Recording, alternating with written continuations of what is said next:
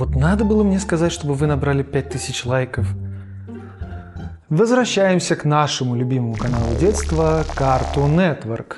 Под предыдущим роликом про Сиен вы присылали очень много названий мультов, которые хотели бы увидеть, вспомнить и поностальгировать. Они же по совместительству и не попали в первый видос. Сразу скажу, что первая и вторая часть никак не связаны. Это, наверное, больше дополнение к первому ролику. Приведите ваши спинки в вертикальное положение, пристегните ремни, ведь мы взлетаем.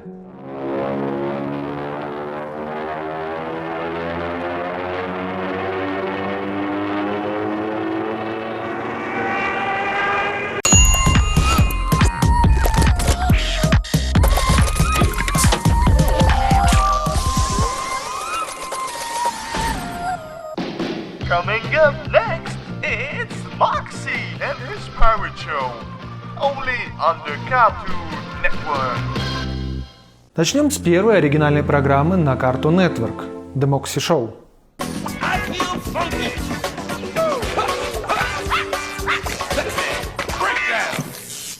Я уверен, что мало кто вообще знаком с этим шоу, так как выходило оно давным-давно и шло совсем недолго, с 93 по 96 год. После были повторы одних и тех же серий. Само по себе шоу не было чем-то прям сверхъестественным, все довольно просто. У нас есть ведущий, Мокси, антропоморфная собака, созданная в 3D. Она появлялась в начале и между мультами, рассказывая различные шутки и подводила нас к мультфильму. Обычно это были старые мультфильмы, которые приобрела для показа Сиен. В основном это были работы студии Hanna-Barbera, а также работы Warner Bros. В частности, Looney Tunes и их герои. Самой большой и великой заслугой Moxie Show было в том, что сам пес был анимирован при помощи motion capture. Это когда человек в специальном костюме выполняет различные движения, а после эти движения можно притречить к уже готовой 3D-модели. Скажу проще, все, что делаешь ты, делает и персонаж на компе. Ну и по сути все. Персонажи закидали тухлыми помидорами все, кто хотя бы немного сталкивался с этой программой, обвинив в тупости, скучности и чрезмерном дурачестве. После череды выпусков создатели решили переименовать шоу в Moxie и Flea Show, в надежде, что дополнительный персонаж добавит интереса к программе. Однако ничего не произошло. Что он был, что его не было. Рейтинги вообще не двигались. Хоть шоу и не было выдающимся, персонажу Мокси все же было уделено внимание в эпизоде мультсериала OK K.O.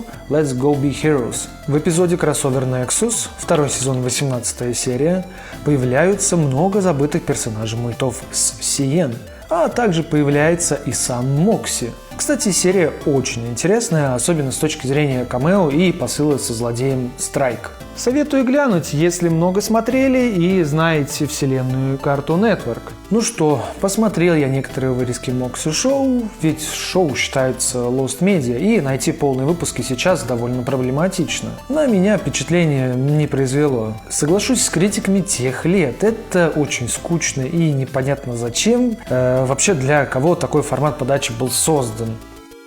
Совсем недавно я делал ролик о похожем шоу. Называется он Freaky Stories. Можете глянуть по подсказке, либо найдете в плейлистах. Так вот, там, как и тут, зачем-то нужен был ведущий, который бы шутил перед началом уже основного мульта. Видимо, у них там за океаном была какая-то невероятная гонка ведущих. Кто создаст самого странного ведущего всех времен? Надо упомянуть, что позже на Сиен вышла еще парочка похожих шоу, в которых присутствовали мультяшные персонажи как ведущие. Одним из них было шоу Space Ghost Coast to Coast. Это было что-то вроде Late Night Show, в котором герой, тот самый Space Ghost из мультфильма 60-х, берет интервью у разных людей. Все выглядит максимально странно и тупо, как мне кажется. С одной стороны, я могу понять создателей, это была попытка закинуть удочку в сторону более взрослой аудитории, однако реализация вышла так себе. Еще одно очень похожее шоу называется JBVO. Здесь же уже мега популярный персонаж вселенной Сиен, Джонни Браво, созванивается со зрителями. Чего-то пытается там шутить с ними, ну а после включает мультфильм из библиотеки Сиен. Очередная странная попытка создать коннект со зрителями.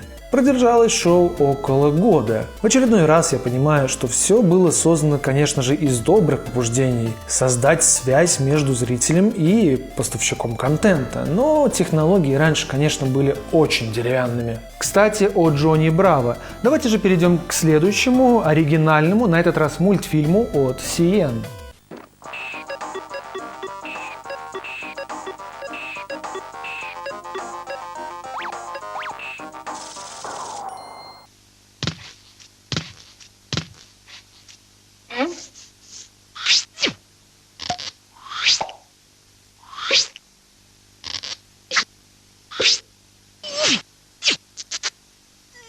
Второй мультфильм собственного производства с неоднозначным отношением зрителей. Джонни Браво. One, two, three, come on!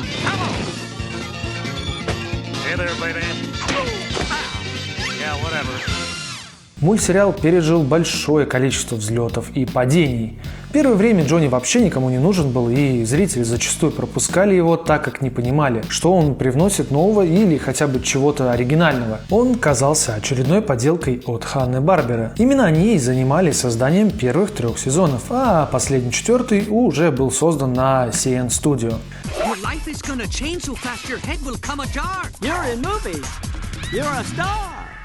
Изначально Джонни Браво был представлен еще в блоке анимации Water Cartoon, после которого он уже и попал в основную сетку трансляций на канале. Сам по себе Джонни, он, кстати, по происхождению итальянец, хотя по нему так и не скажешь, выглядит как типичный американец.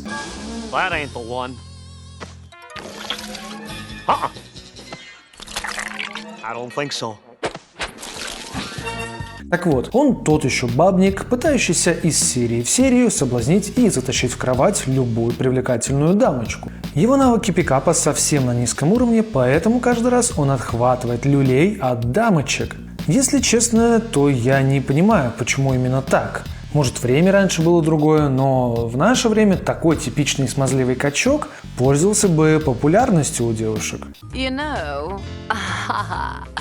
I think I know exactly what I want to do with you. Кстати, мне как-то кто-то рассказывал такую историю, что на самом деле ему 13 лет. Он сперматоксикозный акселерат, именно поэтому каждая девушка ему и отказывала. Хотя сейчас я изучил всю инфу и ничего подобного о нем не нашел. Есть лишь некоторые подсчеты, что ему около 20 лет. Также, посмотрев несколько эпизодов, в них видно, что он и водить машину может. Вспоминает прошлое, где учился со своей старой подругой. Может, вы в курсе, было такое, или это всего лишь прогон, в который я, когда был мелкий, с легкостью поверил? Пишите. Started innocently enough. She'd lost her glasses. I found them. Here you go, little nearsighted mama. She smiled at me through those Coke bottle frames and said, Jinkies. Oh man, I'm in love. What followed was a whirlwind romance, full of laughs and adventure and badly disguised villains. She was always on the run, but I was right behind her. I was driven to madness. I had to make her mine. I took her to our favorite night spot, gazed into those wobbly eyes and said, Velma, marry me, pretty mama. She looked back at me with that freckled face full of love, sighed, and said, I'm sorry, Johnny, but my career comes first. It was then I felt my heart break like a fragile Scooby snack upon the jagged teeth of reality. And it's been broken ever since. Hey there, little mama. The seat taken. Важно упомянуть повадки Джонни. Он разговаривает как Элвис, и оригинальная озвучка мне нравится больше, нежели дубляж. Мне? Особенные испытания? Вот это да! Я знал, что сегодня мой день! Также резкие движения с характерными выкриками отсылают нас к Майклу Джексону, который делал нечто похожее. How am I doing? Плюс к этому его стиль называется Greasers. Этот стиль крутых челов из 50-х. Кожаные куртки, подвернутые джинсы и зализанные волосы назад. Ему очень не хватает пачки сигарет под рукавом футболки, тогда бы он стал идеальным грисером. Hi, I'm Johnny Bravo, and hey! What the? Now, hold on Mama! Sorry about that, folks. Hey, look, I'm counting. Раньше мне этот мультфильм вообще не нравился, так как я абсолютно не понимал, что происходит и зачем мне такое вообще смотреть, если на канале выходили другие мульты, где я бы мог себя ассоциировать с главным героем. Ну или на худой конец были интересные фантастические сюжеты. Как тогда он мне не нравился, что и сейчас. Смотрю каждый эпизод через силу.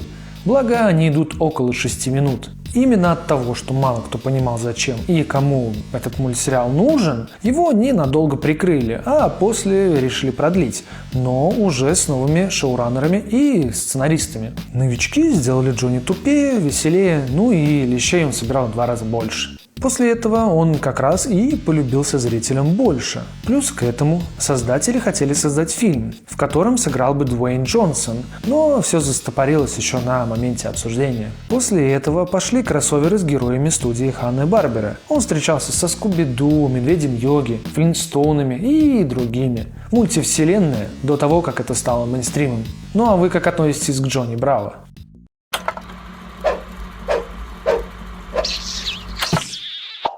Are you ready for the wildest paint set you've ever seen? It's the amazing Rainbow Art Set. Painting has never been this easy or this much fun before. Create amazing drawings and works of art instantly. Perfect rainbow effects in one simple stroke. Now that's magic. As easy as 1, 2, 3. Simply dip, dab, and draw. Finally, it's painting made easy, and kids love it. Forget all those messy paint sets. With Rainbow Art, look, no splatter, no drips, and the colors dry instantly. Amazing! It's the amazing Rainbow Art Set. And as an added bonus, you'll receive a set of our amazing color-changing pens. Мультсериал, которому повезло существовать. Если бы карты сложились иначе, то мы бы не увидели мультсериал Powerpuff Girls.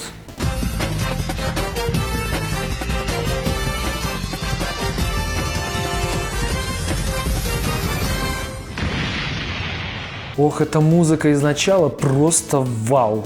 При прослушивании вызывает мурашки до сих пор. Думаю, объяснять, кто у нас тут главный герой и чем они занимаются, не нужно. Мультсериал мега популярный, однако этого могло и не случиться. Изначально создатель Крейг Макракен, он, кстати, позже подарит нам мультсериал «Дом Фостер». Так вот, он создал пилотный эпизод, который отправил на уже знакомый нам блок анимации What a Cartoon. Oh, watch it! Ooh, close! Там он популярности так и не сыскал. Также при показе тестовой аудитории, а это были 11-летние мальчики, сказали, что это полный бред. Девочки никак не могут быть супергероями. В конечном итоге мультсериал забраковали, однако тогдашний руководитель CN сказал, что ничего не меняй, оставь как есть, но расскажи чуть другую историю. У Макракена как раз были подготовлены 4 истории, осталось только реализовать еще одну, чтобы понравиться народу. Второй пилот был готов, его вновь впустили на What a Cartoon, и тут все карты сложились как надо. Всем понравилось, и мультсериалу дали зеленый свет. The city of Townsville, a locale inhabited by some of the most accursed, ill-conditioned, infernal. Вообще, первоначальная идея заключалась в том, чтобы создать 3 рестлерш и рассказать их историю в короткометражке. Однако позже, когда были нарисованы 3 девочки, Макракен решил поменять концепцию на супергероинь. Ориентировался он на картины Маргарет Кин. В свое время она была популярна своими картинами с большеглазыми девчонками. Так вот, создал он свою короткометражку, можно сказать, на коленке. Назвал он все это действо Whoopas Stew. Именно благодаря специальному ингредиенту Whoopas, я, честно говоря, даже не знаю, как это перевести. Ну и в итоге получились 3 суперкрошки. The Whoop-Ass Girls were born using their ultra superpowers, Blossom, Bubbles and Buttercup. Да, короткометражка сейчас выглядит вообще не очень, но зато какой раритет. Ну и, конечно же, для показа на телевидении пришлось изменить название на всем известное Powerpuff Girls. Мультсериалу понадобилось пару показов, чтобы заявить о себе с высочайшими рейтингами. Так продолжалось почти каждый выпуск. Рейтинги били все рекорды. До этого такими показателями мог похвастаться только лишь Декстер со своей лабораторией. Кстати, есть теория о том, что они находятся в одной вселенной, но об этом как-нибудь в другой раз. Большинство хвалили мульт за отсылки к поп-культуре, важные высказывания, а также задор и милоту. А чем же вам запомнился мультсериал? Когда-то я был актером на шоу «Суперкрошки». Да-да-да, но меня обвинили в том, что я стал популярнее самих героинь. Представляете? Хочу немного пройтись по персонажам мульта. Самый классный, конечно же, это профессор, который их создал. Такой типичный американский хороший дядечка. Особенно нравится его озвучка. Bubbles. Now you know it's not important what your sisters think. Самая большая загадка всего мульта – это мисс Беллум. Мне всегда хотелось посмотреть на ее лицо, ведь все остальное было прям класс. Hello, Mayor.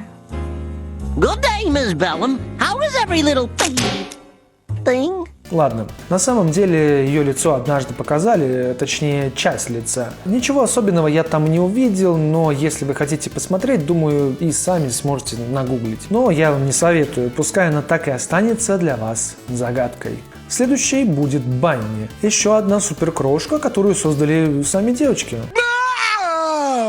Однако она получилась, если так сказать помягче, не очень. Она большая, горбатая, с кривыми зубами и глуповатая. Была создана для того, чтобы заменить девочек на заданиях по спасению города. Однако позже ее действия создавали больше проблем, нежели помогали. Позже она все же доказала, что может быть супергероиней, победив всех преступников. Только для нее это был конец. В буквальном смысле конец. После ее разорвало на кусочки, оставив от себя лишь фиолетовое платье. Мне было ее очень жаль. Она совсем не виновата, что родилась такой. В мульте также появлялись злые версии крошек Rowdy Rough Boys или мальчишки-хулиганы.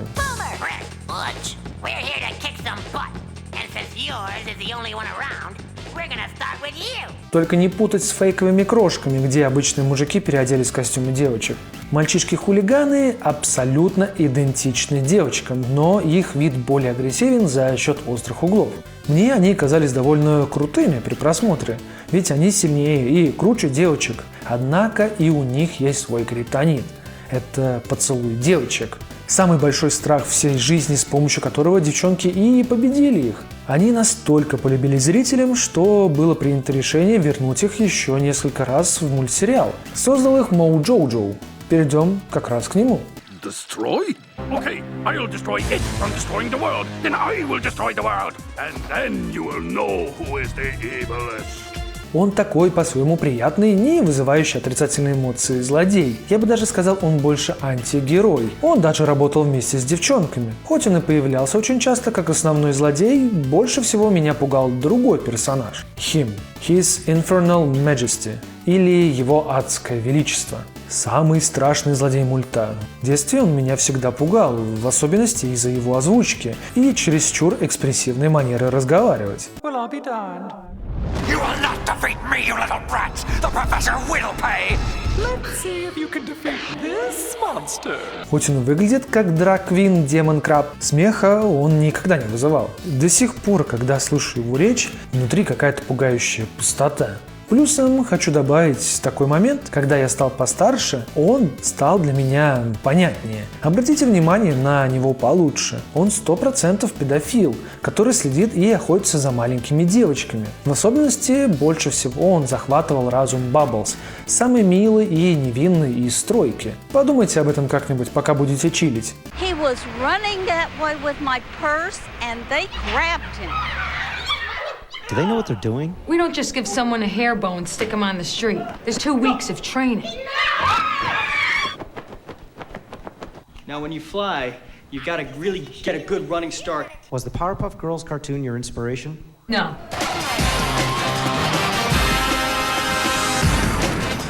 Powerpuff Girls, part of Cartoon Fridays. Tonight at 7:30. You with us? Мультсериал закончился 6 сезонами в 2005 году. После этого CNN еще и не раз предлагали продолжить мультсериал. Однако Макракен отказывался, утверждая, что вселенная исчерпала себя и рассказывать уже совсем нечего.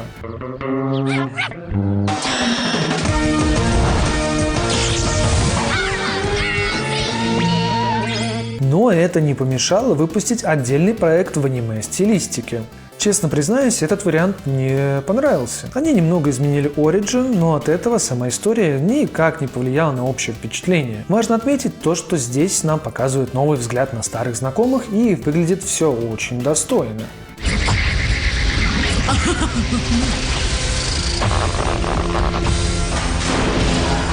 Что нельзя сказать о спешале, который вышел в 2014 году под названием Dance Pants. Dance Pants Revolution. С первых же кадров меня отталкивало от просмотра. Какое-то здесь все несуразное, угловатое и пресное по цветам. Единственное, чем мог похвастаться спешл, так это тем, что он создан в 3D. Ну и самое интересное, что могли сотворить с суперкрошками, так это сделать перезапуск оригинала.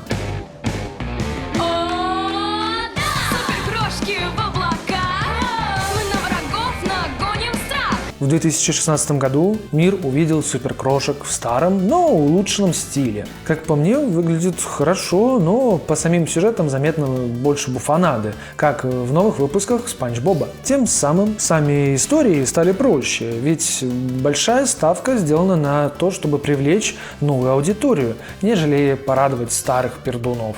Особых отличий я не заметил, кроме того, что добавили смартфоны, а также добавили продолжительную историю на несколько серий об их старшей сестре. Как будто бы можно было обойтись и без нее, хорошо, что она появилась только на короткое время. Знаю, ты уговоришь профессора, что я могу совершать подвиги. Я стесняюсь. В любом случае, сам мультсериал и его концепция очень классные. Можно пересмотреть и сегодня, однако долго такое смотреть довольно тяжеловато.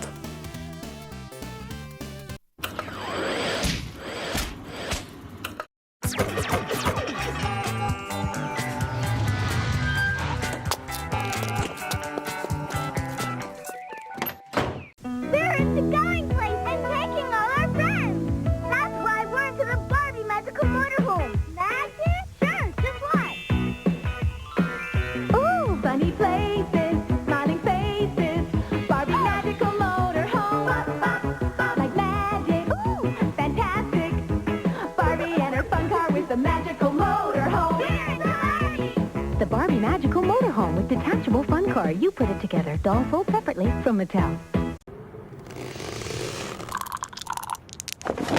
Первый хоррор-мультсериал от Сиен, покоривший сердца миллионов детей по всему миру. «Кураж. Трусливый пес». We interrupt this program to bring you Courage, the Cowardly Dog Show, starring Courage, the Cowardly Dog!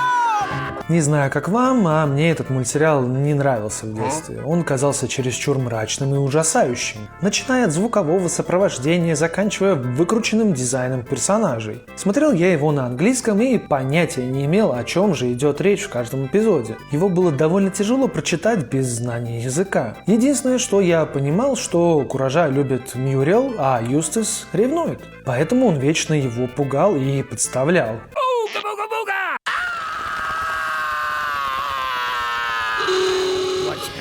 Кстати, «Кураж» переводится как «храбрый». Почему в русском дубляже его не стали переводить, непонятно. Когда же я подрос, посмотрел на мультсериал под совершенно другим углом, юмор оказался здесь очень сильным за счет как раз-таки визуальных образов. Истории меня до сих пор не впечатляют, но некоторые эпизоды могут вызвать неприятные ощущения из-за постоянного саспенса, который нагнетает всю серию.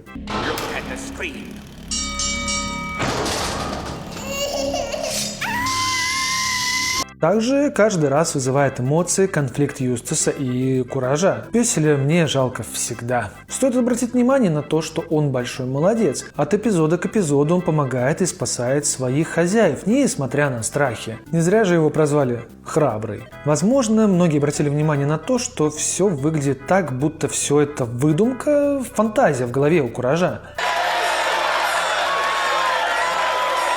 Ведь если обратить внимание на то, как время от времени ведут себя Мюрриел и Юстас, кажется, что вокруг ничего страшного не происходит и беспокоиться не о чем. Каждый человек или событие выкручено до максимума, ведь именно так видит мир зашуганная собака, над которой, скорее всего, издевались, а потом и вовсе выкинули на улицу. Ну или это обычный мульт, и я просто врубил снова свои СПГС, потому что мне скучно живется.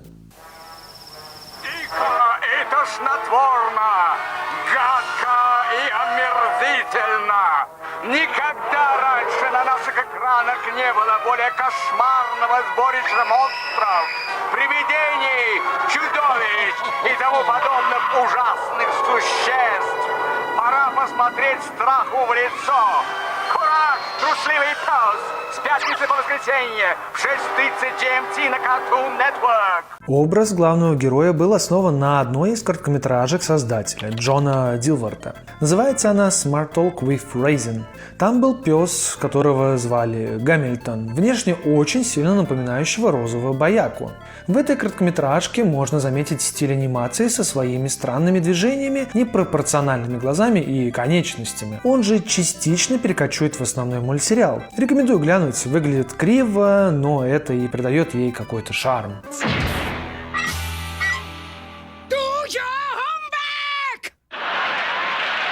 Также Дилворт создал еще несколько запоминающихся короткометражек, которые вы, возможно, видели. Например, Dirty Birdie. Опять же, персонажи отсюда присоединятся к мультсериалу.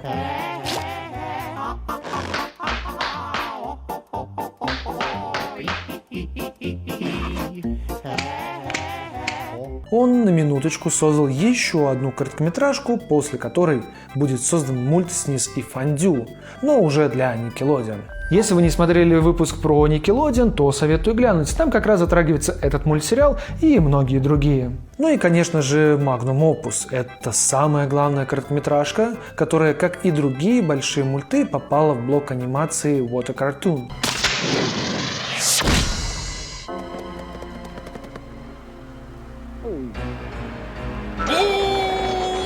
Она была совершенно без слов, а также была номинирована на Оскар, но, к сожалению, проиграла Уоллесу и Громиту.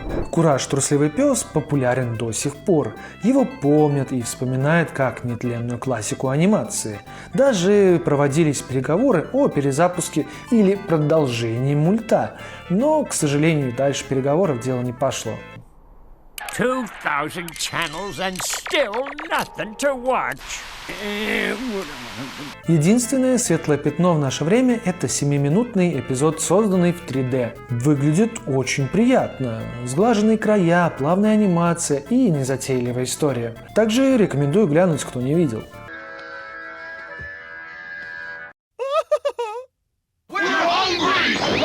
Hungry hippos! It's fun, fun, fun, fun, fun. They're hungry hippos! It's hungry hippos! Whoever gobbles up the most marbles wins! They're hungry hippos! I win! Hungry hippos from Milton Bradley!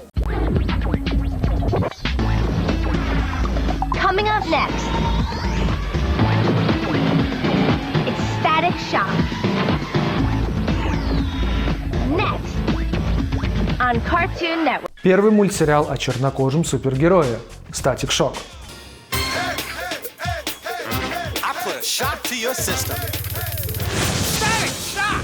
Главный герой Вирджил – подросток, который живет своей обычной жизнью. Однако у них на районе есть проблемы. Это отсутствие денег и, конечно же, терки с белыми. Вирджил пытается подняться в криминальном мире, отправляется на стрелку, где схлестнутся самые отбитые из двух группировок.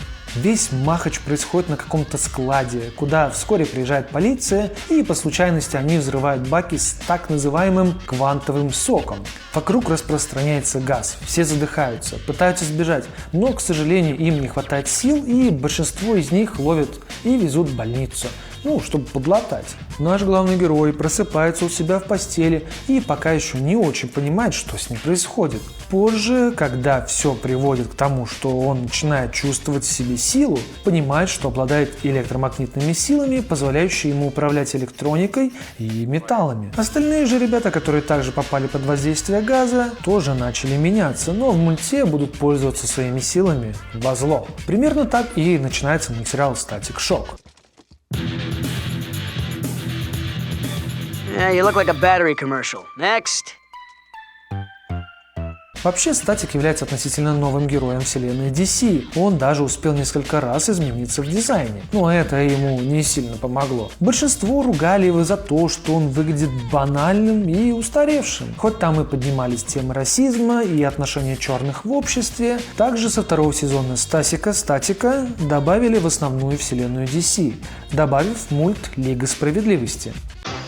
Meet Virgil Hawkins, Cartoon Network's newest super mutant. I'm kind of like metahuman. Catch it. He has an electric personality. got you where I want you, hero. And he's not afraid to use it. It takes a lot out of me, but more out of you. Your punch is lunch, Mr. Roboto. The name's Static. I put a shock to your system. It's Static Shock, Monday through Thursday night at 10:30 on Cartoon Network. Как по мне, мульт не очень. Я уверен, это из-за того, что у меня таких проблем с выживанием на улицах не было, и ассоциировать себя с героем или конфликтами не получается. Такие мульты я уже видел и не раз. Оно больше для тех, кто шарит, нежели для простого зрителя. Еще он летает на крышке от мусорки, суперсила у него сразу всех других челов, ну такое.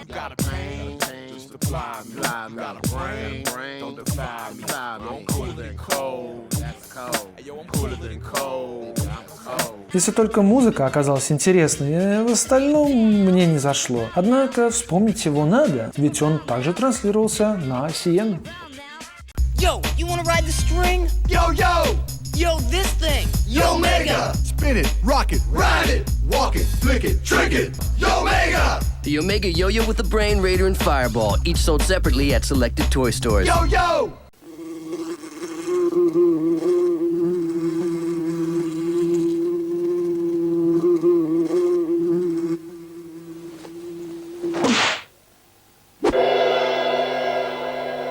Следующим на очереди станет величайший мультсериал, покоривший умы малолеток тех лет. Мультсериал, о котором вспоминают до сих пор. «Самурай Джек».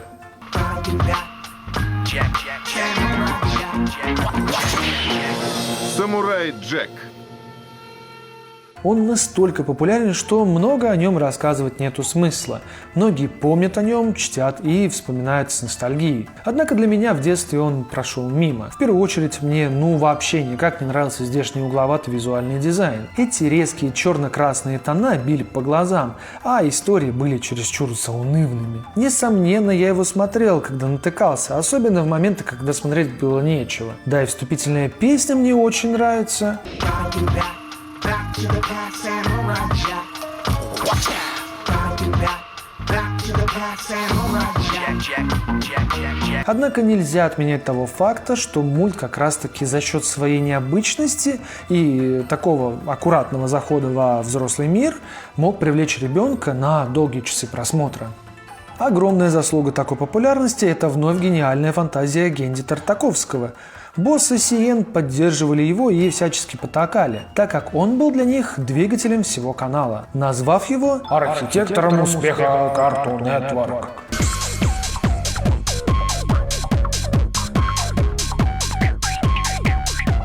Оно и неудивительно, он до сих пор создает мульты для CN и дочернего канала Adult Swim.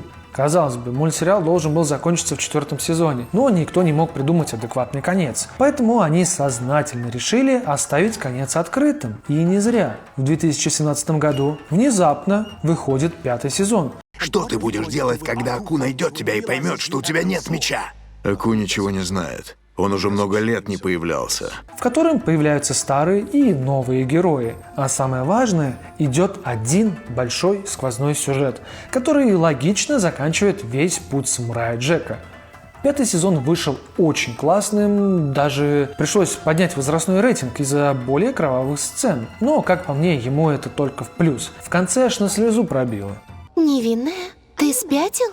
Она же чистое зло. Она сбилась с пути. Так что рекомендую тем, кто еще не видел.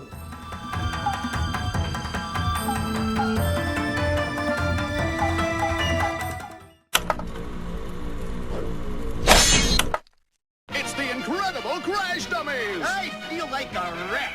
Tree! When dummies get behind the wheel, it's their job to crash. I'd like to see you do that again. Whatever you say, kid. Crash! With a crash car, they meet everything head on. I just love going to pieces. Don't you be a dummy. Buckle your safety belt. And leave the crashing to us. The incredible Crash Dummies. Each car comes with special dummy.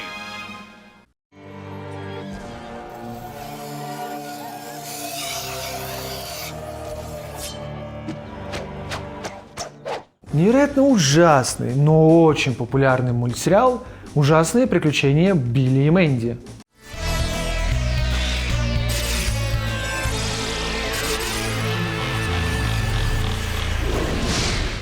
История мульта, как и многих других, началась с пилотного эпизода, который в данный момент довольно сложно найти. Сама анимация немного отличается от последующих серий. В пилоте как раз и рассказывается, почему теперь сама смерть начала тусить вместе с малолетками. Оказывается, что смерть пришла к Билли и Мэнди, чтобы сыграть с ними в лимбо. Если он победит, тогда забирает их души. Если наоборот, тогда смерть или жнец становится их другом навечно. Конечно, не без жульничества Мэнди, они побеждают, и теперь он обязан везде тусоваться с этими двумя.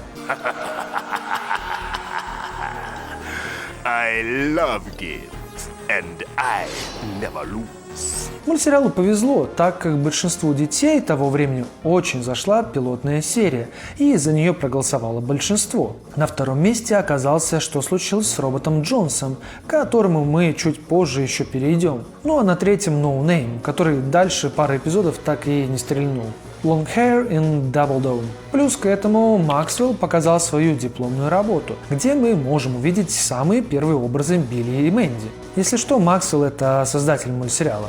Так вот, они в дипломной работе выглядят совершенно по-иному, но идея такого чуть взрослого мульта тянется уже с 95-го года. Качество не самое лучшее, поэтому расскажу завязку. Тем более тут все очень быстро. Билли и Мэнди обсуждают трепанацию. Это когда делают отверстие в черепе при черепно-мозговых травмах. Все приводит к тому, что Мэнди делает отверстие Билли, а тот падает в обморок из-за большой потери крови. Goodbye, kids. And kids, don't forget to have mom and dad help you with electrical appliances. Очень важная вещь, связанная с характерами троих главных героев. Объяснять смысла нету, они довольно запоминающиеся. Однако есть один факт, который раскрывает всех троих с другой стороны. Скорей, прыгайте в телевизор, пока они отвернулись. Оказывается, у Максвелла Атомса обнаружили аутизм, и он через персонажа мульта решил высказаться о своем недуге. Например, Мэнди с холодным, рациональным взглядом смотрит на мир, которому он сам научился, чтобы выживать. А Билли с веселым, радостным внутренним миром, где он любит проводить свое время. Ну а жнец является моральным посредником между ними. Билли, я не игрушка, не дергай меня по поводу и без. Важно упомянуть, что мультсериал изначально выходил в паре с другим мультсериалом Evil Con Karen, о котором я уже рассказывал в первой части забытых мультов Cartoon Network.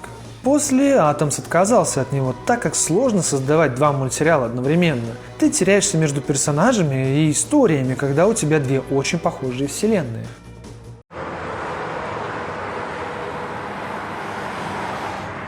Удивительно, но мультсериал продержался около 5 лет и насчитывает 6 сезонов. В русском дубляже я нашел вообще 7, но это, как обычно, связано с какими-то своими распределениями серий. По сути, эпизодов одинаковое количество. Не такие уж они изумительные. Хочу! Ну а закончился мульт хэллоуинским спешалом, где постарались собрать запоминающихся персонажей из мульта. По отзывам посмотревших, спешал вышел классным. Честно говоря, когда я смотрел раньше, понятия не имел, почему его так любят и смотрят. Что такого вообще интересного есть в этом мульте? Хоть меня и тронули эти истории, мультсериал от этого лучше не стал. Все еще туповатый юмор, который изредка может порадовать.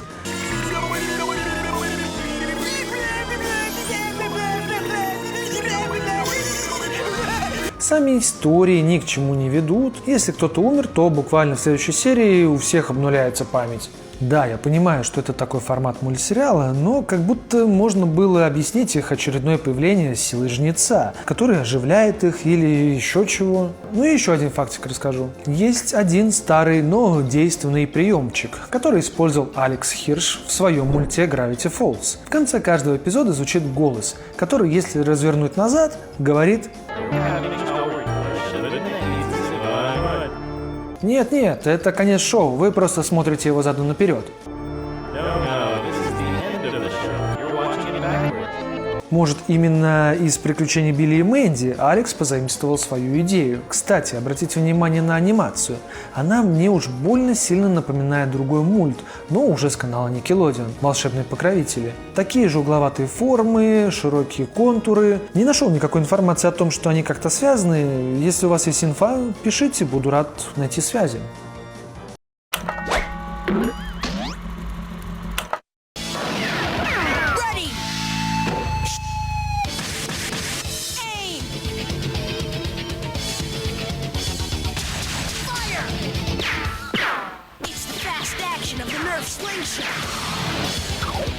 very power of the Nerf bow and arrow, the Nerf NB1, and the Nerf Master Blaster. If you're looking for the real action, it's Nerf or nothing. Если бы мне показали этот мульт, то я бы точно офигел. Когда я увидел первые кадры этого мультсериала, у меня возникло необъяснимое чувство чего-то знакомого. Кажется, что я его видел, хотя название вижу впервые. Sitting Ducks или Утки в городе? Утки в городе. Самые мощные флешбеки у меня пошли, когда я увидел Ворону. Ее дизайн и вид мне показался уж больно знакомым. Позже, когда я уже начал смотреть серии, ощущение просмотренного появлялось все больше. Это дизайн персонажей, декорации, озвучка. Все вокруг кричало мне о том, что мы уже были знакомы. Да, я понимаю. Уж я-то знаю, что такое линька. Однако для тех, кто видит мультсериал впервые, чуток погружу вас в тему происходящего. Весь замес тут связан с уткой Биллом и аллигатором Альдо. В первой серии происходит их знакомство, в котором Альдо пытается съесть Билла, но вскоре сам принимает урон по зубам. И единственный, кто сможет ему помочь, так это утка Билл. Cartoon Network introduces Sitting Ducks. Watch me, Bill, along with Dev, Aldo the alligator, and all my friends. Ride scooters, drop refrigerators on said scooters, lose our feathers. I'm coming undone! Sling burgers. You're fired! Paint billboards, mess up said billboards, play onion baseball. In fact, we ducks do almost anything but sit. Who named this show anyway? Sitting Ducks. Monday through Friday at 2:30 on Cartoon Network. Кстати, морда Альдо очень сильно напоминает игрушку, которой нужно было нажимать на зубы. Помните такую? Билл приводит аллигатора к своему знакомому дантисту, чтобы тот помог вытащить больной зуб. Ну а после они становятся друзьями. Все возможно. Ведь и утка, и крокодил, парочка что надо. Ничего удивительного, мы оба вылупились из яиц. Этот мир очень классно показывает не такусиков. В большей степени имеется в виду Альдо, который нашел друзей, кто его принимает таким, какой он есть. По лору в их мирах утки должны бояться и остерегаться аллигаторов, а те, в свою очередь, обязаны питаться только утками и ничем другим. Так и живут оба мира, кроме наших героев. Так, что закажете? Мое новое блюдо идет на расхват. Называется «Безумный Боб-кебаб». В итоге у нас в дубляже есть только 1 сезон и 10 серий, в оригинале 2 сезона и 26 серий. Видимо, русскоязычным зрителям не зашли их похождения. Хотя дубляж прям очень ламповый и приятный. Мне было приятно его вспомнить. Help me, my toothache! No worries, I'm the crocodile dentist. I'll fix that smile, you crocodile. I'm the crocodile dentist. Crocodile dentist. Just grab and pull. There's what a mouthful. I'm the crocodile dentist. Crocodile dentist. The game's crocodile dentist. Take turns pulling teeth, but don't pull the wrong one or he'll snap and you're out. It's a mouthful of fun, but don't pull the wrong one. I'm the crocodile dentist. Crocodile dentist. I win! I feel so much better. Crocodile dentist. From Milton Bradley.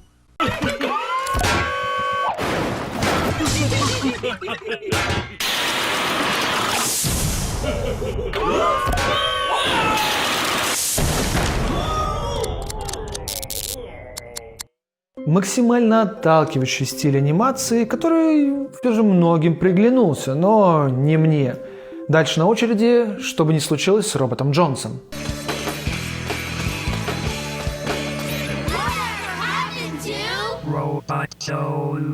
Первым, что бросается в глаза, так это стиль рисовки. Он выглядит будто взят со страниц старых кроссвордов. Обычно они располагались где-то сбоку и были похожи на короткие юмористические комиксы. Создатели Робота Джонса сделали это специально, дабы придать ощущение, что ты смотришь мульты 80-х. Только мне что-то вообще не зашло. Выглядит как-то грязно, будто кто-то начерекал в тетрадке и чуток раскрасил. Мультсериал получил 2-е место в голосовании новых мультов. Первым, как я уже говорил, были приключения Билли и Мэнди.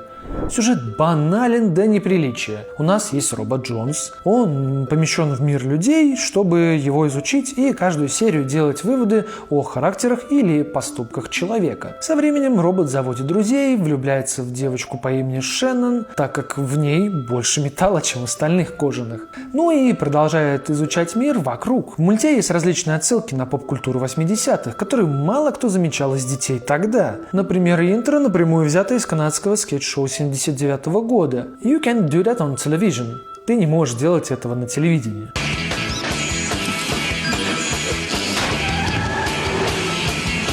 В пилотной серии также можно увидеть ребят, которые носят странные красные колпаки на головах. Это отсылка на группу Devo. Они носили точно такие же колпаки. Также в пилоте можно увидеть номер автобуса, на котором написано R2-D2. Отсылка на робота из «Звездных войн». Это лишь малая часть того, что можно здесь найти. По большей части детям тех лет он все же нравился. В основном многие отмечают озвучку робота через Microsoft Word 1998 года.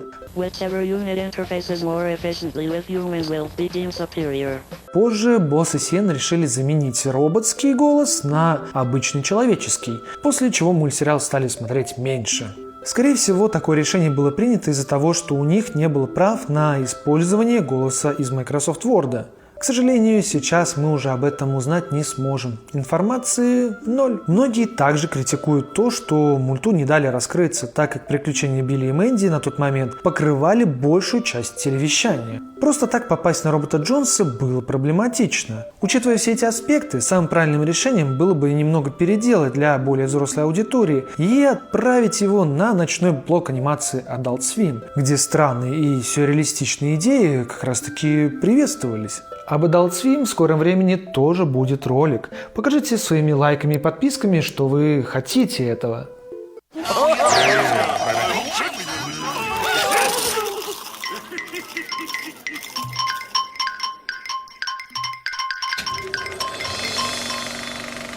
Ну а теперь изумруд канала Сиен. Заказанный мультсериал для трансляции, затрагивающий темы искусственного интеллекта, виртуальных миров и глобального Скайнета. Код Льоко.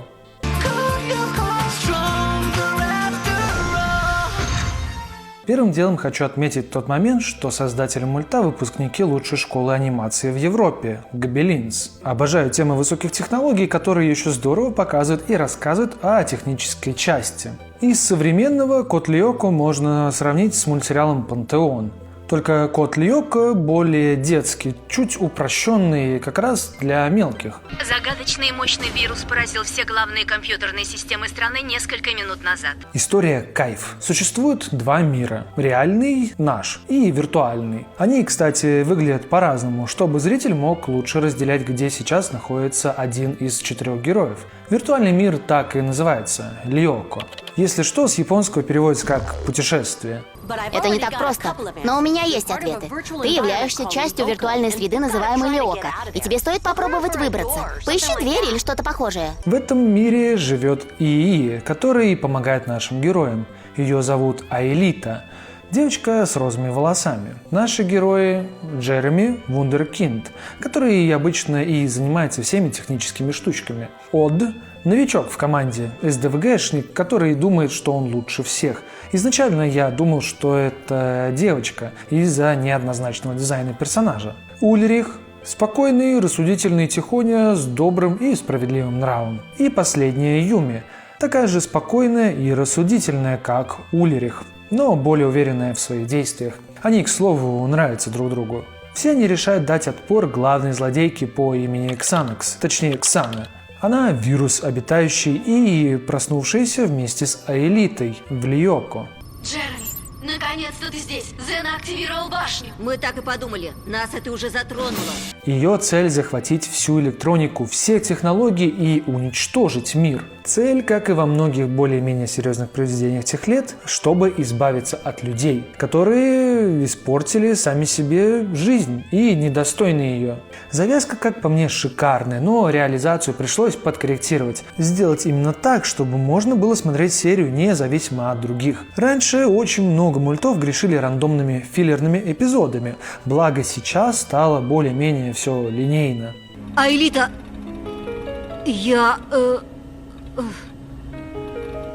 Важно обратить внимание на то, что все же можно выловить отдельные сюжетки, которые рассказывают именно одну цельную историю от и до. Плюс к этому сразу хочу сказать, что дальше 2-го сезона смотреть не стоит.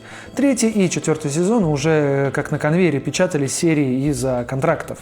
2-й сезон стал более цельным и однородным. Меньше филлеров, а также рассказывает предысторию создания команды и откуда вообще взялся этот виртуальный мир Льокко. Возвращение в прошлое.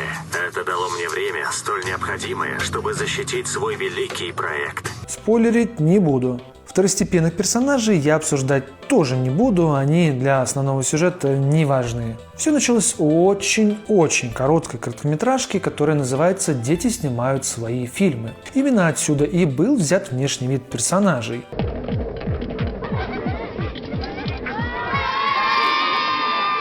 Позже выпускники Гобелинс решили создать мини-мультсериал с этими персонажами. Назвали его Garage Kids. Концепция оставалась такой же. Мир хочет поработить поехавший суперкомпьютер, но наша команда может отправляться в виртуальный мир и бороться с вирусом. Только вот раньше у ребят были суперсилы, которыми они могли воспользоваться в обоих мирах. Позже от этого отказались, дабы еще четче разделить два мира. Ну и От был как раз новеньким в их компашке, который охеревает от их способностей и призвания. Как вы уже могли догадаться, что вдохновением служила «Матрица».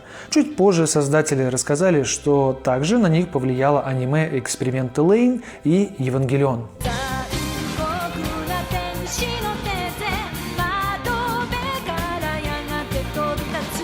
Я не смотрел его раньше, как-то не попадался, но сейчас мне очень понравился мульт. Однако сама анимация выглядит странновато. Эти огромные лбы и вечно прищуренные глаза, будто они всегда что-то подозревают. Анимация так себе, короче. У меня еще была идея в том, что они типа все дауны, так как люди с этим синдромом все на одно лицо, как и наши главные герои. Но это уже, конечно, лишь мои мыслишки, ничего связанного с этим не было. Музыка из интро тоже вышла кайфовая, такая добрая, приятная, чем-то напоминает музыку из «Симса».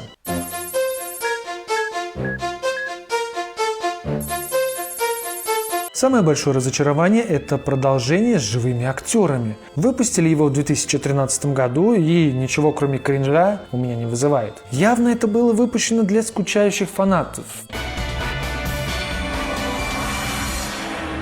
Как по мне, лучше бы просто переиздали в 4К качестве первые 2 сезона, и все были бы рады. Если не смотрели, рекомендую ознакомиться, хотя бы с 2 сезонами. Attention, Lego Maniacs! Massive meteors threaten Earth. You must stop them. Complete construction of a new Lego spaceport. Use high-tech equipment to train for your mission. Send satellites to track the meteor. Now's the time to prepare for blastoff. And blast the meteor away. Nice shot. Whoa. The new Lego Spaceport Collection. Each set sold separately. Batteries not included.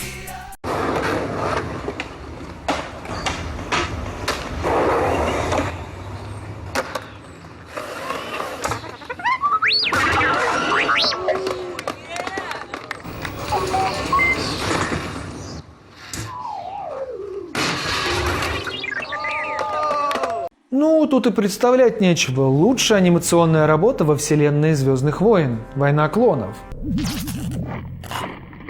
«Звездные войны.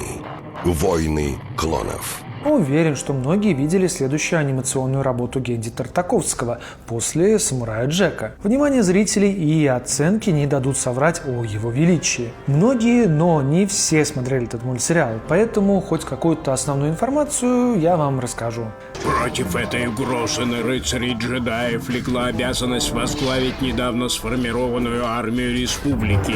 Самое простое, что можно понять из названия, идет «Война клонов». Мульт рассказывает о событиях, произошедших между 2-й и 3-й частью «Звездных войн», атака клонов и месть ситхов. Задача Тартаковского была в том, чтобы логически связать цепочку обоих фильмов, объяснить изменения в героях и глобальных событиях. Хоть это и было нелегко, он и его команда справились с поставленной задачей, рассказывал Тартаковский. Изначально Лукас хотел создать мультсериал, так как игрушки по франшизе никак не продавались. Это-то ладно, только он хотел создать вообще одноминутные истории.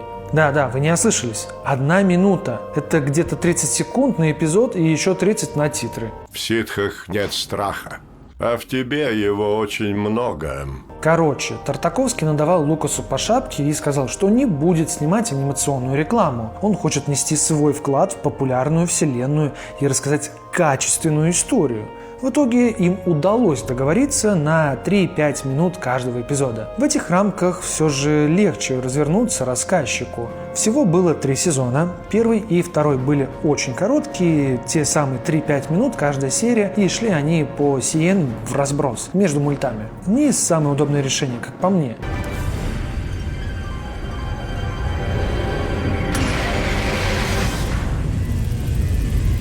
Третий сезон все же был создан более адекватно. 12 минут каждая серия, и содержал он 5 серий вместо 10 у предыдущих 2. Позже первый и второй сезон собрали в один большой мультфильм и выпустили на носителях, назвав часть первая. Также поступили и с третьим сезоном, назвав его вторая часть. Именно эти сборники всех серий сейчас можно найти в интернете. Ну и что еще можно добавить? До сих пор считается самым красивым анимационным проектом по «Звездным войнам» за счет плавности анимации и проработки картинки. Собрал несколько статуэток Эмми, повысились продажи мерча, на что и рассчитывал Лукас. Ну а позже, в 2008 году, выпустили уже 3D-шный мультсериал «Война клонов», который вытеснил собой все предыдущие заслуги. Хотя при создании брали очень много именно у мультсериала 2003 года, чтобы рассказать свои истории.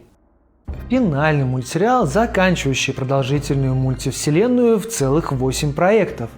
Justice League Unlimited. Лига справедливости. Без границ. Этот мультсериал – прямое продолжение Лиги справедливости 2001 года. Однако новая часть отличается тем, что как бы подводила итоги всех предыдущих мультов, создавая огромные кроссоверы со всеми героями и злодеями DC. В первом же эпизоде появляется около 50 героев DC. Каждую серию герои отправляются на миссию. Плюс-минус состав героев меняется. При этом создается приятное ощущение, что каждый раз смотришь какой-то новый мульт с той же анимацией. Сюжетки здесь могут быть как приземленные, так и разрастаться до космических масштабов. А ты хорош. Видела бы ты меня в деле. С удовольствием. Есть не важные эпизоды, так и связанные друг с другом важные истории. Либо спасаем и помогаем землянам, либо боремся со вселенской угрозой. На минуточку, все началось еще с мультсериала «Бэтмен» 92 года. Затем был «Супермен» 96-го. Сюда даже затесался «Статик Шока», о котором я рассказывал ранее. Ну и так до 2006 года анимационная вселенная радовала всех любителей комиксов DC своими смежными историями. Кстати, именно в Justice League Unlimited мы смогли увидеть Бэтмена будущего и Бэтмена с 92 года рядом друг с другом. Больше удивлен тому, что прожил так долго. Бэтмен, Брюс Уэйн, Бэтмен. Или вы знакомы? Не сейчас. Что насчет самого мультсериала? В то время мне больше нравился стиль анимации мультов Marvels, Fox Kids и Jetix, поэтому Лига справедливости как-то прошла мимо меня. Несколько раз я пытался посмотреть хоть что-то, однако за редким исключением мне не особо заходили эти мульты. По большей части из-за слишком детской направленности, что всегда нужно делать добро. Помогать слабым и никчемным, даже если они злодеи. Ты посмела ударить... Ау! Ты посмела ударить... Ау! Кончай! О, нет. Другое дело мульты DC с рейтингом 18+.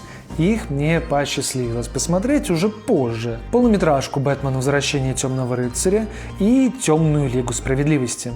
Так, немного отвлеклись. Вернемся в Лигу Unlimited. Посмотрев мульт сейчас, все выглядит как и тогда, довольно приторно.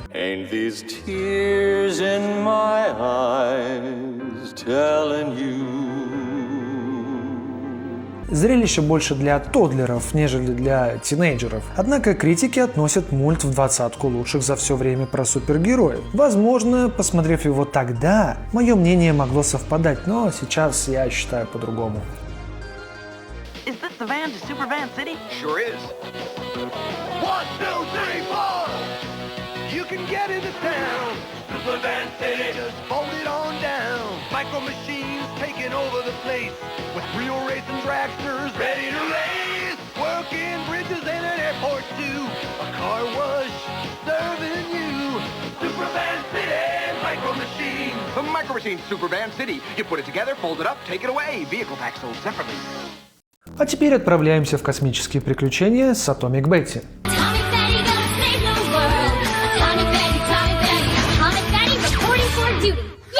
Добродушный, насыщенный красками мультсериал повествует о рыжей девочке по имени Бетти. Дома, на Земле, она обычная замухрышка, которую шпыняют все, на кого она косо взглянула. Но в космосе она чуть ли не самая известная девочка. Я не верю в День Святого Валентина, потому что у тебя нет валентинок. Единственное, что ее не приглашают на различные ток-шоу, чтобы узнать, насколько сложно совмещать защиту галактики и учебу. Бетти – это человек, которому не страшны опасности. Она их ест на завтрак. Ко всему относится серьезно, владеет различными боевыми искусствами, а самая мощная штука в ее арсенале – это браслет, в котором есть, наверное, все, что нужно для борьбы со злом. Такой U-Watch, как у Мартина Мистери, для борьбы, а не расследований. У нее в помощниках инопланетянин Спарки, иногда безрассудный, временами глуповат, но одно у него отнять точно нельзя. Он действительно очень профессиональный пилот и боец с преступностью. Третий и последний член команды – это робот X5. Душный прямоугольник, он как чат GPT на колесиках, выдает нужную и ненужную инфу, как захочется, тем самым отлынивая от важных дел. Также считается инженером, изобретая и улучшая различную технику. Новая голоплазменная игра супер X5. Даже голова болит по-настоящему. Руководит всем генерал Золотая Рыбка, а все они противостоят злому коту Максимусу и его приспешнику Минимусу. Сюжет копеечный. Злодеи делают плохо, добряки делают хорошо. Все. Ничего, абсолютно ничего интересного в этом сериале нету. Супер детская структура, в которой каждый эпизод не связан, а с каждой новой серией у всех амнезия. Ты должна переправить Кэлла и Дорфа через галактику на планету Ксилон. Единственное, что интересно, так это стиль, который явно слизан у Джетстоунов. Ну а анимация вам, скорее всего, могла напомнить другой мульт студии Atomic Cartoons – Капитан Фламинго с канала Jetix. Я о нем тоже рассказывал в ролике про забытые мультфильмы с Jetix. Finally, the universe has a guardian who will protect us from the evil Maximus IQ. And in return, she asks only one thing of us. Stop looking at my hair. Atomic Betty, coming in September to Cartoon Network. По сути, если посмотреть на это со стороны Фламинго, там у него вокруг это была фантазия происходящего. У Атомной Бетти может происходить то же самое. Она живет в своем выдуманном мире, где она супер-бэйби. Прикосновением пальца может вырубить любого монстра. Ее коллеги так это вообще мягкая игрушка Спаркс, а робот это тупо домашний ПК. Злодей Максимус по-любому домашний кот, который ее не особо любит. Генерал просто единственная рыбка в аквариуме дома. Не знаю, почему никто об этом ничего не говорил. В интернете ноль инфы об этом, хотя это настолько очевидно, что только ребенок, для которого и был создан мульт, этого не сможет понять. Ну а что вы думаете по поводу Атомной Бетти?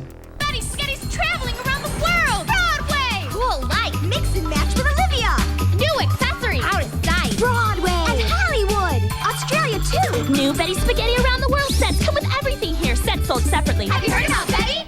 От создателей Total Drama анимационный ситком про подростков в торговом центре. 16. Мы уверены, жизнь прекрасна. 16.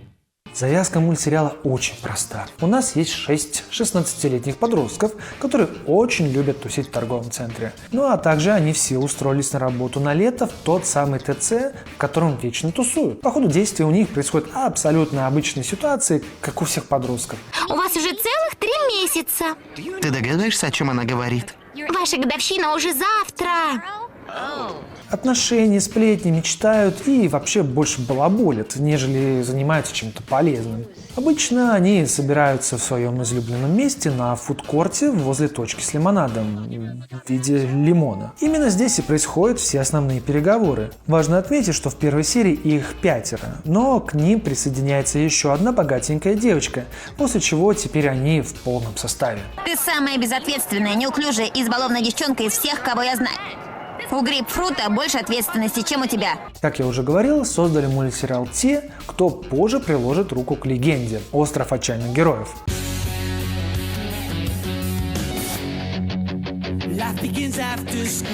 Ну а также можно найти сходство в анимации с мультсериалом «Stoked» или «На волне». В этом мульте происходит то же самое, но только изменена локация на пляжную. Также хочу упомянуть еще один очень похожий ситкомовский мульт «Dating Guy» или «Правила съема». Если предыдущие были больше нацелены на младшую аудиторию, которые смотрели все независимо от возраста, то правила съема были для более взрослой аудитории и могли похвастаться пикантными сценами и диалогами. Дело дрянь. Совсем дрянь.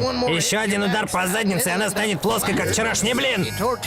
Sixteen, в свою очередь, был создан под впечатлением того, как создатели наблюдали за тем, чем же занимаются подростки в ТЦ.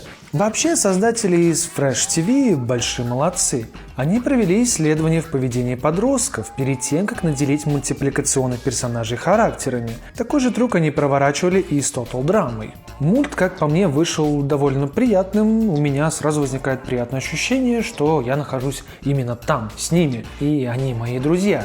Не то, что в реальной жизни все мои друзья куда-то пропали. Ну и еще огромный плюс мульта – это старая озвучка. Эти голоса у меня вызывают очень странный теплый трепет внутри. Да, влюбился. У тебя такой вид. Какой вид? Вид Вайта, вид, который говорит, я выгляжу такой размазнёй, потому что влюблен. Сразу становится как-то легко, спокойно. Так, пару серий можно глянуть, а в особенности ставить на сон самое кайфовое.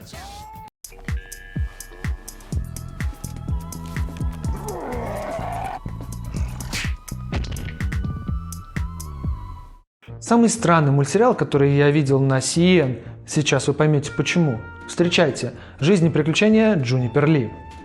Жизнь и приключения Джунипер Ли.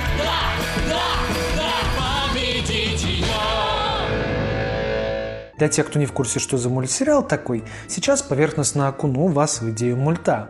История крутится вокруг девочки Джунипер Ли. Она что-то вроде охотницы на монстров /демонов. Проживает она в Орчард-Бэй. И именно там происходит самая лютая аномальщина, при которой появляются различные монстры. Что тебе надо?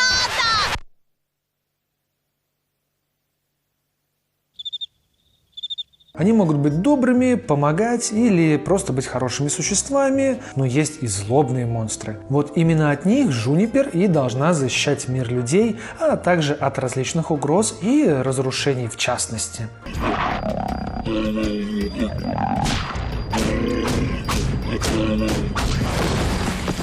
Чтобы справиться с ними, ее наделили суперспособностями, которые позволяют ей быть быстрой, сильной, ловкой. Ну, если вам мало, то также она может использовать и магию. Все это, естественно, мешает суперразнообразной жизни девочки. Другими словами, она должна защищать наш мир от зла.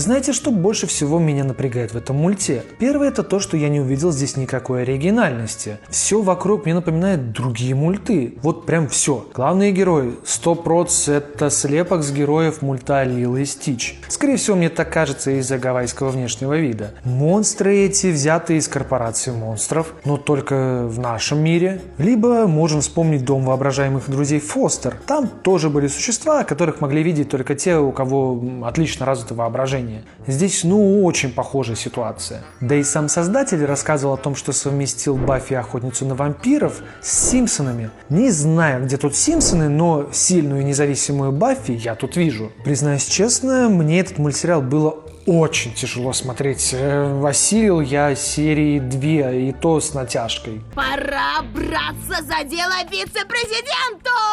Нет, мы его удалим. Он какой-то растянутый, без особых идей. Ну и еще он очень сильно отдает Диснеям. Все эти вырвиглазные цвета, доброта радужных медвежат больше давит, чем вызывает искреннюю радость. Мультсериалы Диснея тех лет для меня это прям каторга. Но если вам нравится «Жизнь и приключения Джунипер Ли», то напишите хотя бы почему. Мне очень интересно понять.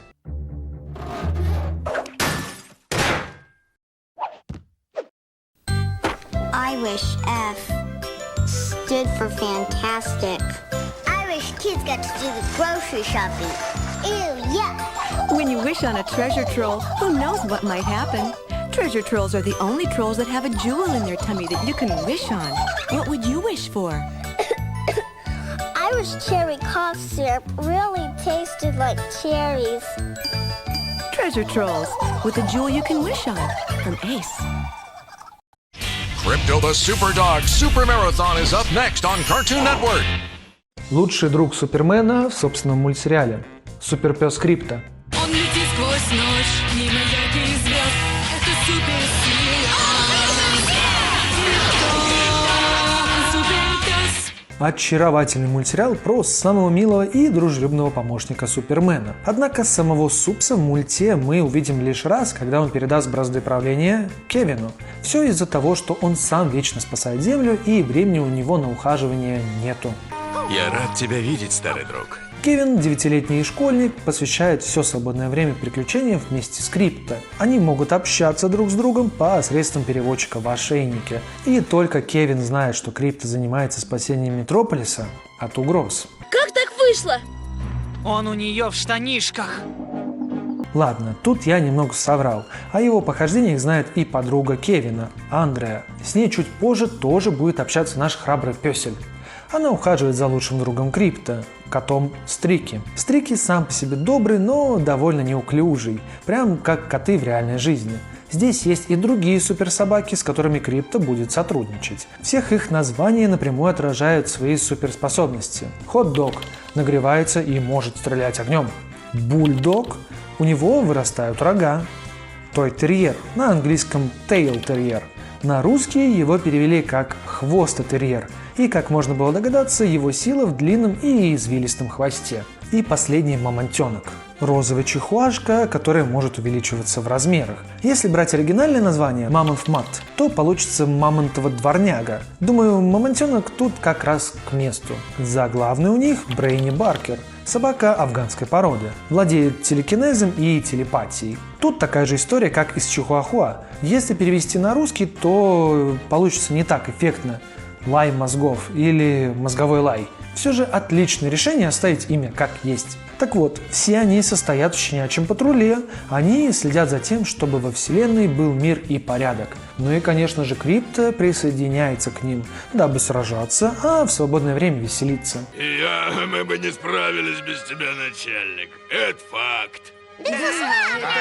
Плюс к этому здесь появляются камео и других собак, схожими с супергероями вроде Бэтмена. Мультсериал дает дань уважения старым мультам Ханны-Барберы с типичной стилистикой и звуковым оформлением. Ну и сюжеты здесь такие же простые и легкие, как раз для того, чтобы детям до 6 лет было интересно за этим следить. Если кто и разгадает эту тайну, так это Бэтхаунд. Я постараюсь. Это моя работа. Как по мне, Суперпес Крипто выглядит очень добротно за счет своей анимации, звуков и музыки. Истории чуть заунывные и банальные, но, как я говорил ранее, карапузом пойдет. Мне же очень зашел приятный русский дубляж. Наверное, существенную долю баллов добавляют старые голоса озвучки, которые вызывают детский наивный трепет и ностальгию по ушедшей эпохе. Ну и еще важно сказать, что в этом году, в 2025-м, Крипто дебютирует в новом фильме про Супермена от Джеймса Ганна. Насчет мультсериала, думаю, посмотреть пару серий на расслабончике будет очень даже здорово. I'm a My Little Pony mommy with a pony family, and those new twice as fancy ponies are the most beautiful I ever did see.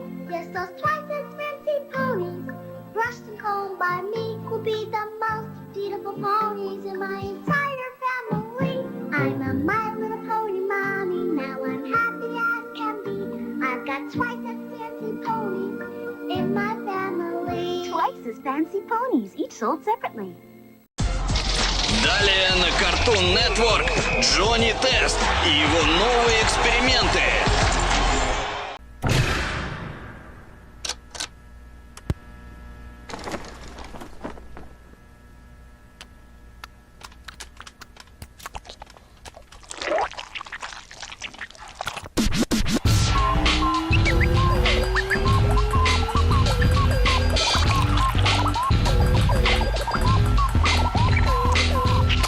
Один из самых долгоиграющих мультсериалов, выходящих на Cartoon Network – Джонни Тест.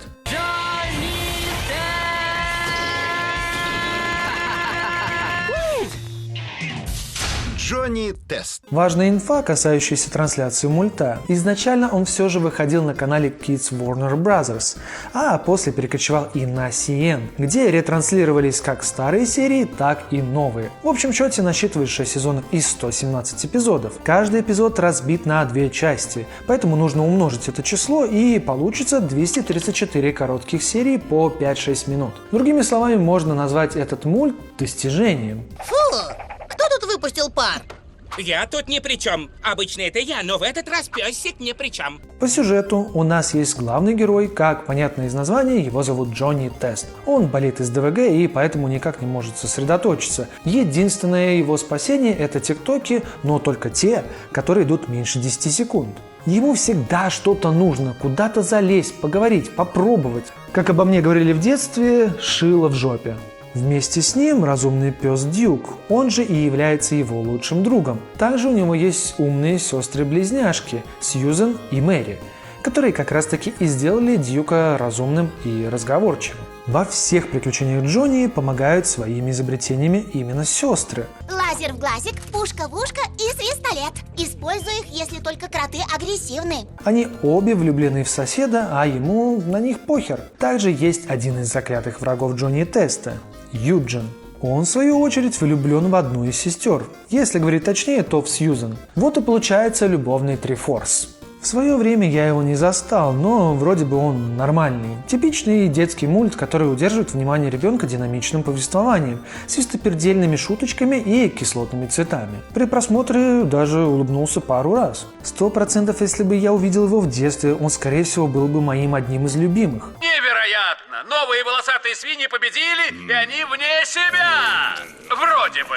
Важно учесть, почему же он продержался так долго на экранах. Оказывается, были предпоказы, на которых мульт занимал лидирующие позиции как для мальчиков от 2 до 11 лет, так и для девочек того же возраста. Возможно, создатели нашли какую-то золотую формулу. Она-то и позволила настолько долго держаться в эфире. Создателем Джонни Теста является Скотт Фэллоус. По его рассказам, большинство историй взято из его детства. Именно поэтому они получились такими живыми и настоящими. Ты читаешь мои мысли. Стейк! Я думаю о стейке. Огромном! Или о деревьях. А ты хочешь обнюхать соседских собак? Ну, естественно, в мульте все выкручено, но основа как раз-таки жизненных моментов Фэллоуза. Он, кстати, ушел после 3-го сезона, чтобы работать над другими проектами, но уже на канале Nickelodeon.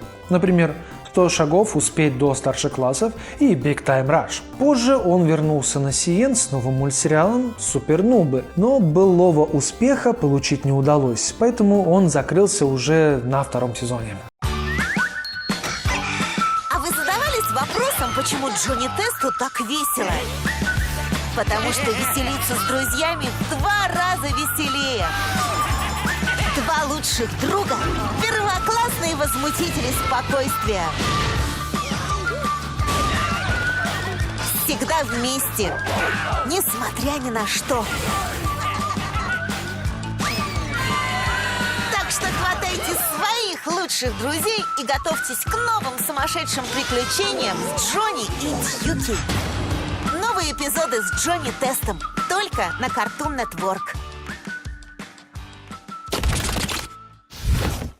Что же Джонни Тест? Долгое время ходили слухи, что у Джонни должен быть пилотный эпизод, который очень сильно интересовал фанатов. Считался Lost Media, но, как я понял, в этом промо-ролике есть кадры, которые как раз и были задействованы в пилотном эпизоде.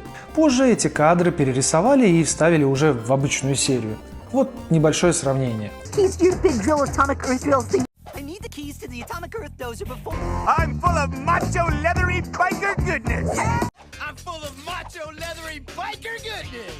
It is I, Golden Boy. It is I, Bling Bling Boy. Это не единственный Lost Media. Также должен был быть целый веб-сериал на Ютубе. Однако после выпуска 1-й серии, которую, кстати, тоже потеряли, остальные по непонятным причинам не стали выпускать. 1-ю серию можно откопать, но она воспроизводится наоборот. Как я понял, чтобы нельзя было заблокать видео. По сюжету этой серии к Джонни приходят другие его альтернативные версии. У них все складывается отлично, пока не появляется злой Джонни. Теперь им нужен нужно объединиться, чтобы победить злодея. Этот эпизод очень сильно напоминает серию из Джимми Нейтрона, где тоже были другие версии главного героя. Что касается других эпизодов, они так и не вышли в свет. Однако на сайте режиссера можно найти кадры и обложки эпизодов.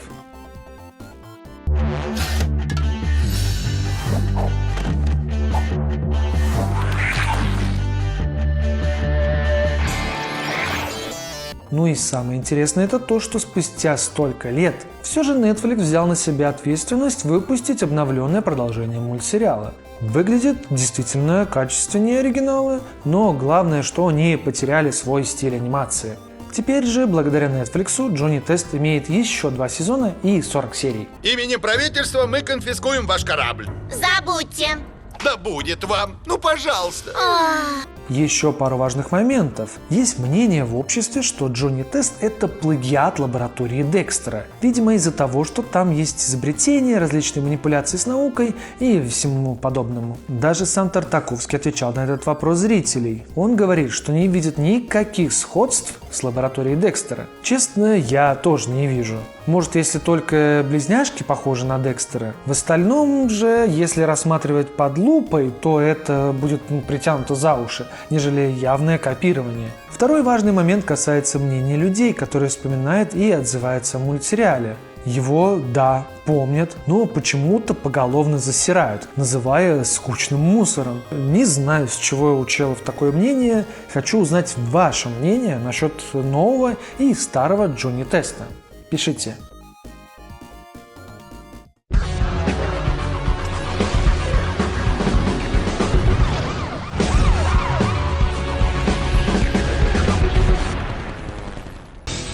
Кто у нас самый сильный игрок?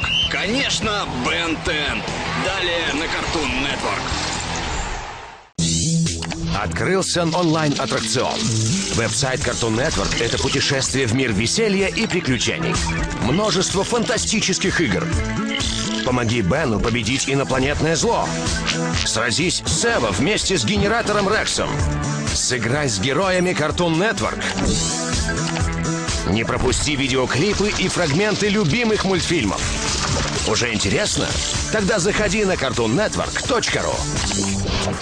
Легенда канала CN, вызывающая восторг до сих пор. 3 премии Эмми, куча продолжений, перезапусков. Есть даже полнометражные мультфильмы. И тонна мерча, которые заполонили весь мир. Вы, скорее всего, уже догадались, что это Бен 10. Космические часики нарушили покой.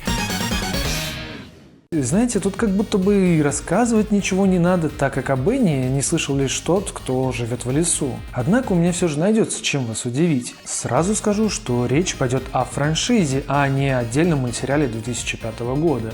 Ну а для начала базовая инфа, вдруг кто-то забыл, в чем прикол-то. Сюжет вращается вокруг Бена Теннисона, обычного 10-летнего мальчика, который во время летних каникул с дедушкой Максом и двоюродной сестрой Гвен находит загадочное устройство под названием Omnitrix. Omnitrix — это инопланетный прибор, который внешне напоминает наручные часы. Когда Бен случайно активирует устройство, оно прикрепляется к его руке и дает возможность превращаться в различных инопланетян, каждый из которых обладает уникальными способностями. С этими силами Бен решает защитить мир от угроз, как земных, так и инопланетных. Сюжет сериала сочетает в себе приключения, сражения с противниками, комедию и семейные ценности. Приятель, если бы ты знал, какой ты урод. Сначала отдай мне Трикс, и я обещаю, что твои муки не будут долгими. Помимо спасения мира, Бен также сталкивается с повседневными проблемами подростковой жизни. Конечно же, у него есть враги, для которых нужно найти свой подход, чтобы победить.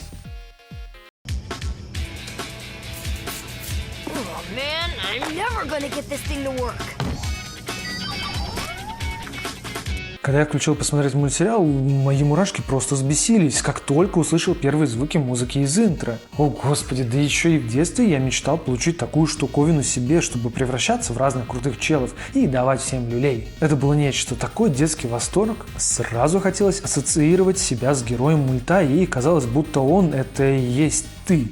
Так мечтал и фантазировал не только я, но и огромная аудитория по всему миру. От этого и всемирная популярность. Свежий воздух. Впрочем, он не совсем свежий. Дальше я закидаю вас новыми, старыми, может быть даже редкими фактами о мульте. Думаю, так будет интереснее узнать что-то новенькое и освежить память о чем-то знакомом. В общем счете Ben 10 имеет 5 мультсериалов. Оригинальный Ben 10, Ben 10 Alien Force, Ben 10 Ultimate Alien и Ben 10 Omniverse. В 2016-м произошла перезагрузка мультсериала. Обновили анимацию для подрастающего поколения. Вышло также 3 полнометражных мультфильма и 2 полнометражных лайв-экшена. Считаются самыми низкооцененными. Про Бена также вышла дюжина видеоигр. Это просто капец какой-то. Про одного чела 12 штук. Космические корабли у чистопородных есть, а обыкновенного лифта нет. Изначально Бен должен был быть девочкой. Создатели сериала хотели, чтобы главной героиней была девочка с суперспособностями, однако позже они решили, что мальчику будет легче ассоциировать себя с аудиторией Cartoon Network. Гвен сохранила некоторые из черт и идеи концепта супергероини. Также Гвен была просто одноклассницей Бена, и никаких родственных связей у них не было. Еще Гвен даже не должна была ехать в путешествие. Вместо этого она собиралась на летнюю учебную программу. В альтернативной версии сюжета Гвен должна была получить магические способности раньше, чем это произошло в сериале. Изначально предполагалось, что она также могла быть носителем Омнитрикса. Как стать лучшим супергероем с Беном 10? Иногда ваши супервозможности могут удивить вас самих. Я горю! Я горю! Выбирайте более позитивное отношение. Я такой горячий. О, да. Будь лучшим супергероем. Старый трюк. Раскрутить и отпустить. Всегда очень эффектен. Подождите, по крайней мере, 2 часа после завтрака. Что-то будет хорошо у меня сейчас. Будь лучшим супергероем. Я супергерой. Никогда не открывайте, кто вы на самом деле. Люди вам все равно не поверят. Странный супергерой. Стань еще лучшим супергероем с Беном 10. Оригинальный Ben 10 был придуман и написан как 2 сезона. Если говорить точнее, как 4 сезона, поделенные пополам. Продолжение не планировалось, однако все изменилось, когда рейтинги поползли вверх. Ты сумел преодолеть свой страх. Спасибо. А вот и я! Привет, Гвен. Ты сделала новый грим? Между прочим, тебе очень идет. Когда вышла перезагрузка, оригинальный Ben 10 переименовали в Classic Ben 10, дабы не путать зрителей. Хоть в первом сезоне Бен использовал только 10 инопланетян, Omnitrix на самом деле содержит ДНК более миллиона инопланетных видов. Многие из них стали доступны Бену в более поздних сезонах и продолжениях сериала. За всю историю франшизы Бен получил доступ к 92 различным формам инопланетян. Некоторые из них появляются всего 1 или 2 раза, а другие становятся основными в его арсенале. Первый Omnitrix, который нашел Бен, был всего лишь прототипом, созданный Азимутом, гениальным инопланетным ученым. Omnitrix был разработан для изучения других видов и сохранения их ДНК, а не сражений. Omnitrix не только превращает Бена в инопланетян, но и автоматически переводит их языки, чтобы Бен мог понимать их речь. Это мороженое из чернил кальмара. Мороженое из чернил. Многие из форм Omnitrix вдохновлены мифами и фольклором. Например, призрачный фрик отсылает к духам и призракам из разных культур, а четырехрукий напоминает индийского бога с 4 руками. С каждым новым сезоном и перезапуском дизайны Omnitrix и инопланетян обновлялись, чтобы отразить взросление Бена и эволюцию технологии. Изначально в первом сезоне создатели не планировали, чтобы Бен первым превратился в огненного человека. Сценарий требовал другого инопланетянина, но из-за того, что огненный человек выглядел более эффектно в сценах с экшеном, выбор пал именно на него. Имя Бена Теннисона отражает концепцию Omnitrix, который изначально включал только 10 форм. Это простое числовое соответствие было ключевым элементом в продвижении сериала. Никто никуда не уйдет, пока я не заберу себе все ваши силы. Важно упомянуть, что на мультсериал Бен 10 делали отсылки все подряд. Ну и сам Бен появлялся как камео, так и как основное лицо. Например, у него был отдельный часовой выпуск вместе с генератором Рексом. К нему мы, кстати, скоро перейдем. Ну а также была серия в перезапуске под названием Ben Gen 10, где они снова сошлись. Самые классные мульты по франшизе — это, конечно же, первый 2005 года и Alien Force 2008. Ну а вы пишите, какой из Бенов вам нравится больше всех и почему.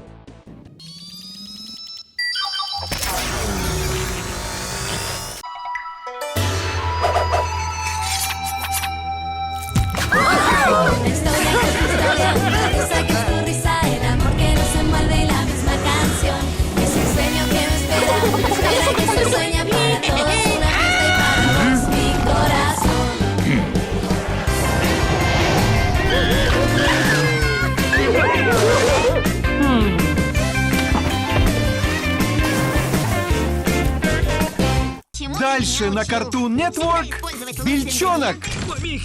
А вот сейчас действительно позабытый мультсериал.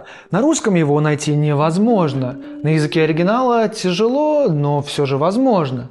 Всеми позабытый Squirrel Boy.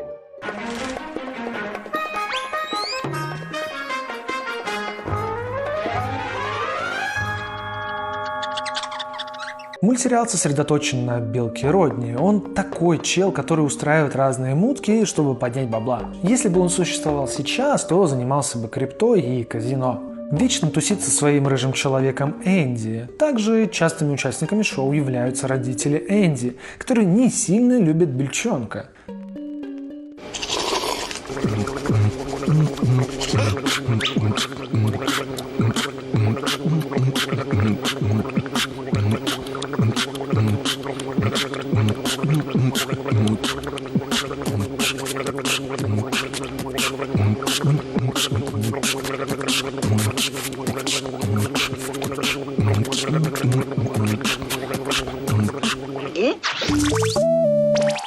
Вышло 2 сезона и еще 6 шортсов, которые шли между мультами. Какой-то суперпопулярности мультсериал не получил, так как его вытеснили другие проекты. Взгляните сами на мультсериал «Мой друг обезьяна». Один в один, как под копирку «Рыжий мальчик и его друг животное». На русском будто его и не выпускали, но у меня смутное воспоминание, будто оно все же было. Но в данный момент дубляж утерян. У него даже есть русское название – «Родни Бельчонок». Посмотрел его на английском и не сильно впечатлился мультом. Как и многие те, кто его застал в момент выхода. Снова называют помойным мультом. Кто-то пишет, что рад забыть такой трэшовый мульт. Ну а вообще большинству пофиг на него, был он или нет. Так что мы двигаемся дальше.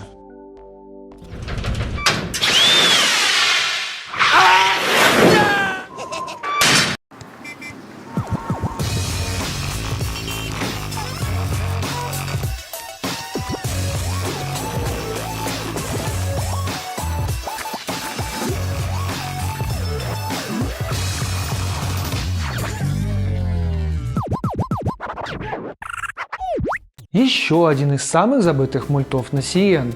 Он помогает нам ценить музыку и свои родные края. Класс 3000. Класс 3000. Самое интересное в мультсериале – это история создания и кто вообще приложил руку к нему. Начнем с того, что прообразом главного героя стал Андре 3000, музыкант из группы Outkast. Ну, тот самый. Легче просто показать. От его имени и было сделано название мульта – Класс 3000. Так вот, у боссов CN возникла идея создать музыкальный мульт, а что бы то ни стало. Они вспомнили об Андре, связались с ним, чтобы обсудить возможность создать мульт о его жизни, карьере и так далее.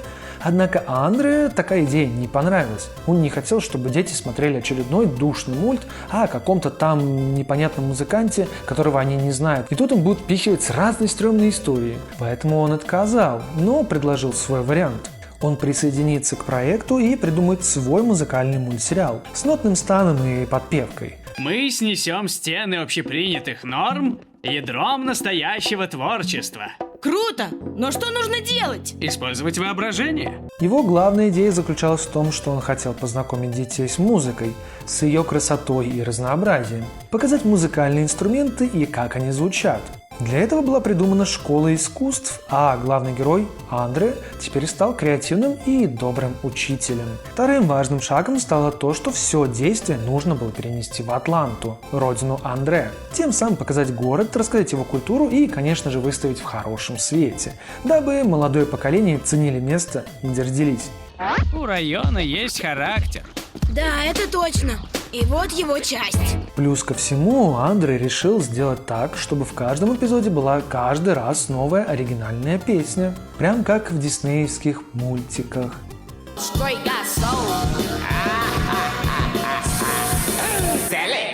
Хоть у него и не было опыта в анимации, он полез и туда со своими советами. Ему обязательно нужно было придумать какой-то стиль, чтобы выделиться. По его рассказам, он видел мультсериал Ами-Юми и решил, что нужно сделать с точностью наоборот. Если Ами-Юми были угловатыми, то в классе 3000 они стали более плавными и извивающимися. И это, кстати, стало одной из важных фишек, сыгравших на восприятие детей. Ведь более округлые формы всегда представляют собой наивность и доброту. По итогу все стряслось, и мультсериал вышел в свет. Премьера оказалась довольно успешной. Первое место в рейтинге мультсериалов для мальчиков от 2 до 11 лет. Правда, позже рейтинги становились все хуже и хуже, но это уже не особо важно. Ну и ну! Неужели это мой старый друг Вонючка Бриджес? Не думал, что тебе хватит смелости явиться. Сейчас этот мультсериал абсолютно забыли, но есть еще те, кто время от времени вспоминает и обычно с теплотой. Мультсериал частично утерян. На русском есть только 9 эпизодов первого сезона. На языке оригинала также найти все серии довольно проблематично. Посмотрел я его, и он довольно добрый и душевный. Завязка начинается с того, что Сани, тот самый Андре, чей образ был взят за основу, принимает на себя роль учителя, обучая группу творческих, но эксцентричных детей, каждый из которых обладает своим уникальным музыкальным стилем и характером. Вместе они преодолевают различные трудности, связанные с учебой, творчеством и дружбой, а также создают оригинальную музыку.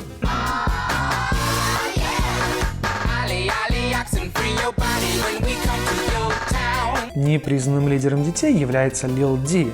В основном вокруг него и Сани будет крутиться вся история. А помните ли вы класс 3000? Лично я помню лишь учителя с его витиеватыми ногами и все.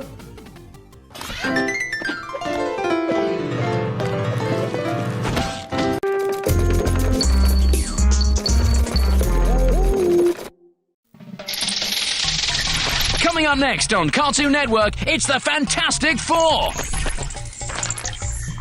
Супергерои снова заглянули на канал Сия, но с некоторыми проблемками. Я говорю о мультсериале «Фантастическая четверка. Величайшие герои Земли». Фантастическая четверка. Многие его и не видели никогда, а все потому, что транслировали всего 8 из 26 эпизодов, и то как попало. Поэтому многие и не помнят его на CN, хотя именно они и были инициаторами создания нового мультсериала. Зачем вы Это пришли? не шутка, мистер Старк. Вы... Это алмазная люстра? Важно упомянуть, что сейчас все серии можно с легкостью найти в интернетах в дубляже. Чем же этот мультсериал отличался от других? Отличительной чертой данного мультсериала являются оригинальные сюжетные линии, хотя есть и отдельные эпизоды, вдохновленные комиксами. Происхождение персонажей в сериале остается нераскрытым, предполагая, что зрители уже знакомы с событиями первого фильма 2005 года. Вот здесь мой новый мотоцикл. А вот мой модифицированный V10. Сюжет мультсериала разворачивается после событий фильма. Очень похоже на то, как поступили в Spider-Man New Animated Series. По новому сюжету именно Doom несет ответственность за поломку защитных систем станции. Однако, в отличие от фильма, здесь он не получает суперспособностей, а все же ближе к своему оригинальному образу из комиксов.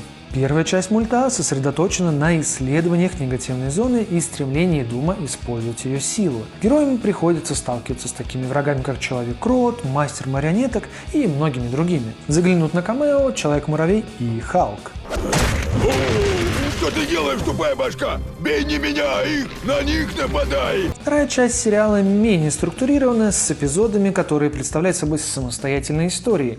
Также в этой части союзниками становятся Железный Человек, Немор и Женщина-Халк. О, неужели все враги Фантастической Четверки такие уроды? Уроды, говоришь? Хоть истории и являются оригинальными, они все же частично повторяют уже знакомые тропы из комиксов. A bossy big sister. I don't think they heard you on the other side of the planet. An annoying little brother. Come on, sis. What can I do to make it up to you? Grow up. Anything within reason. And a strict dad. No dogs in the lab. You ready to talk this out? No family is perfect. It's not. But some are fantastic. The Fantastic Four. Every day at 6:30 only on Cartoon Network. Как по мне, стиль мультсериала выглядит очень хорошо. Как раз передает атмосферу того времени. Насчет сюжета как-то слишком просто. Все твисты считываются на первых минутах просмотра. Может, для детей или мегафанатов будет самое то, но мне не зашло. Я давал тебе возможность остаться в живых. Прости, но мои амбиции несколько выше. Кстати, в этом году, в 2025, должен выйти новый фильм о Фантастической Четверке, который стоит в моем листе просмотра на первом месте. Так что ждем.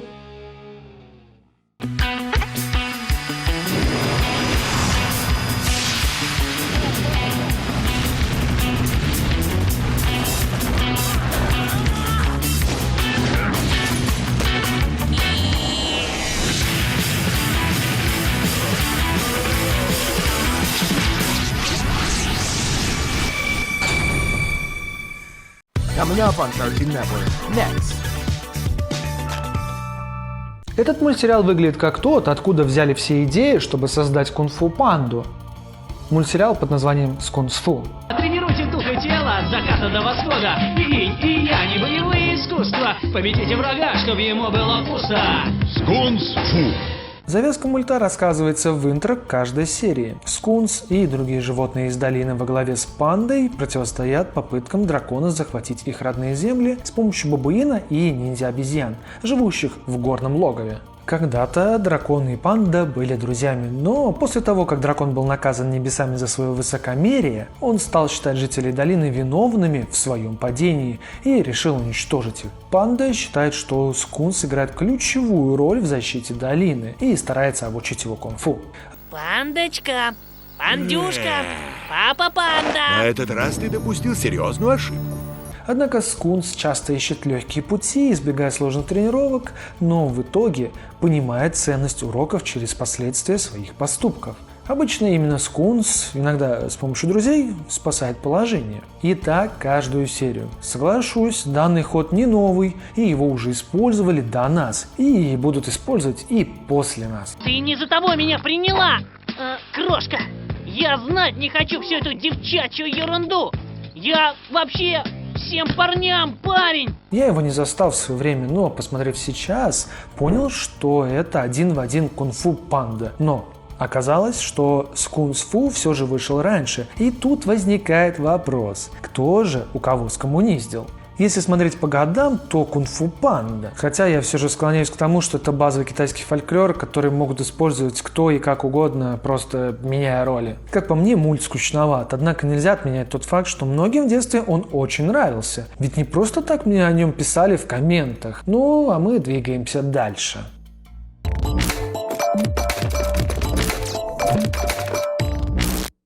It's everyone's favorite. Chowder is up next on Cartoon Network. Об этом мультсериале мне очень и очень много писали в комментариях. Учитывая то, что о нем все еще помнят и чтят, я не стал его тогда добавлять в список. Однако, ради вас, я добавлю его в этот. Встречайте Чаудер.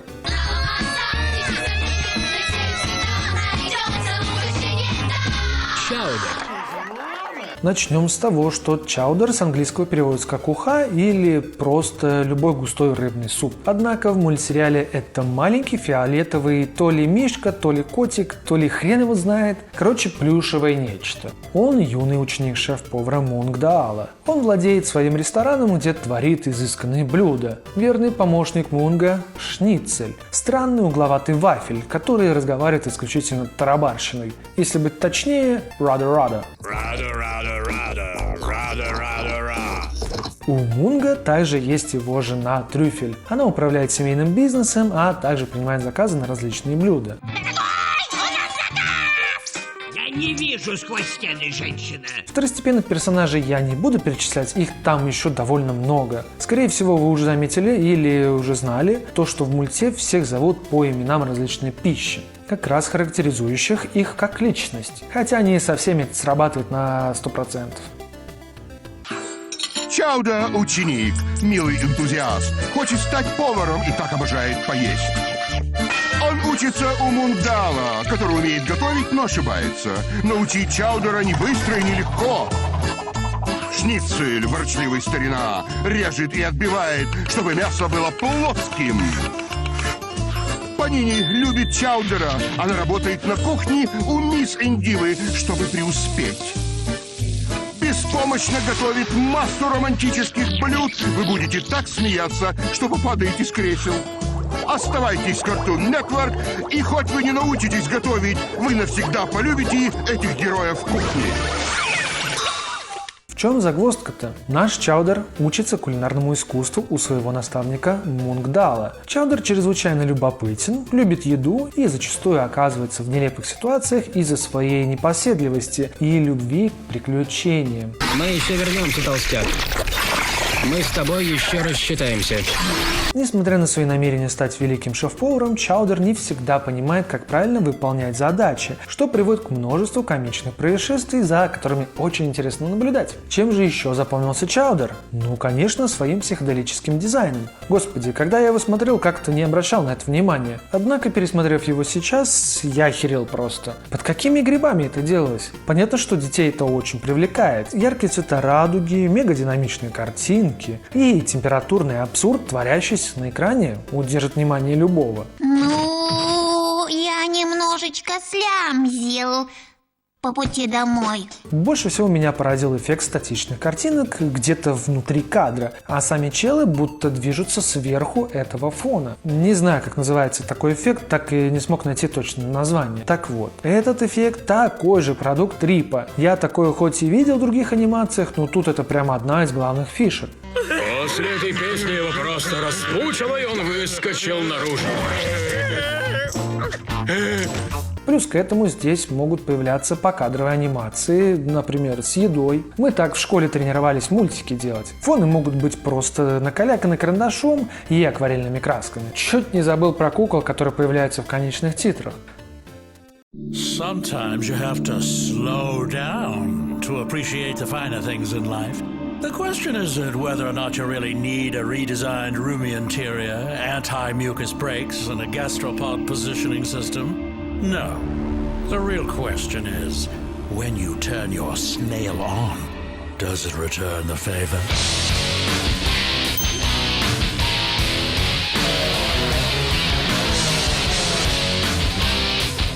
Короче, создатели реально постарались разнообразить мульт, чтобы каждый нашел для себя что-то увлекательное. Вообще, персонажи мульта шарят, что они на самом деле в мультике и неоднократно ломают четвертую стену. Также есть забавный эпизод, где персонажи мульта потратили все деньги и теперь у них не хватает на создание анимации. Без денег не будет мультиков! Что же нам делать? Рада. Нет, мы не пойдем домой! В этот момент нам показывают актеров озвучки, которые идут мыть машины, чтобы заработать на анимацию.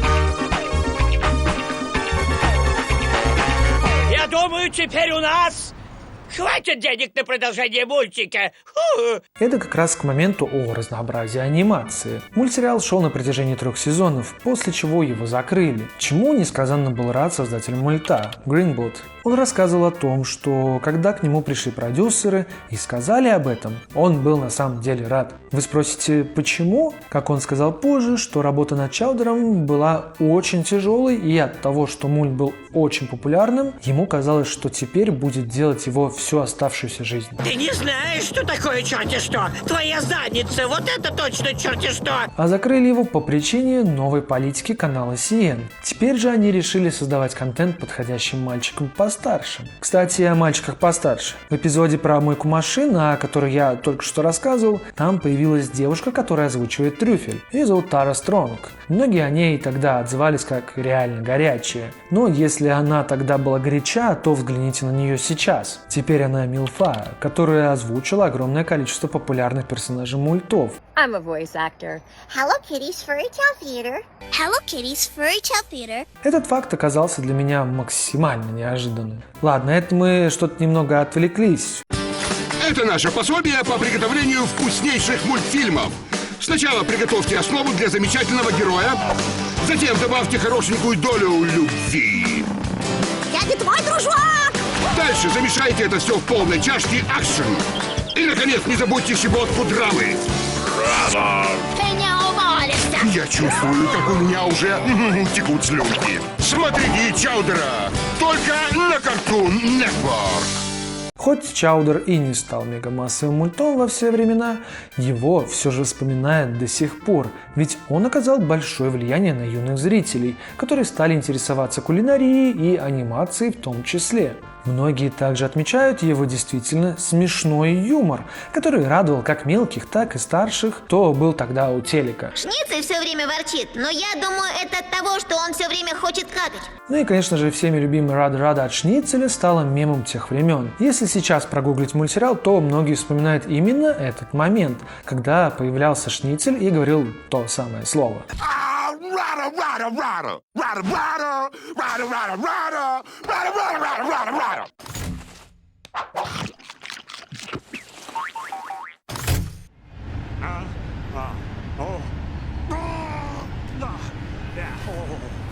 Hey, mister.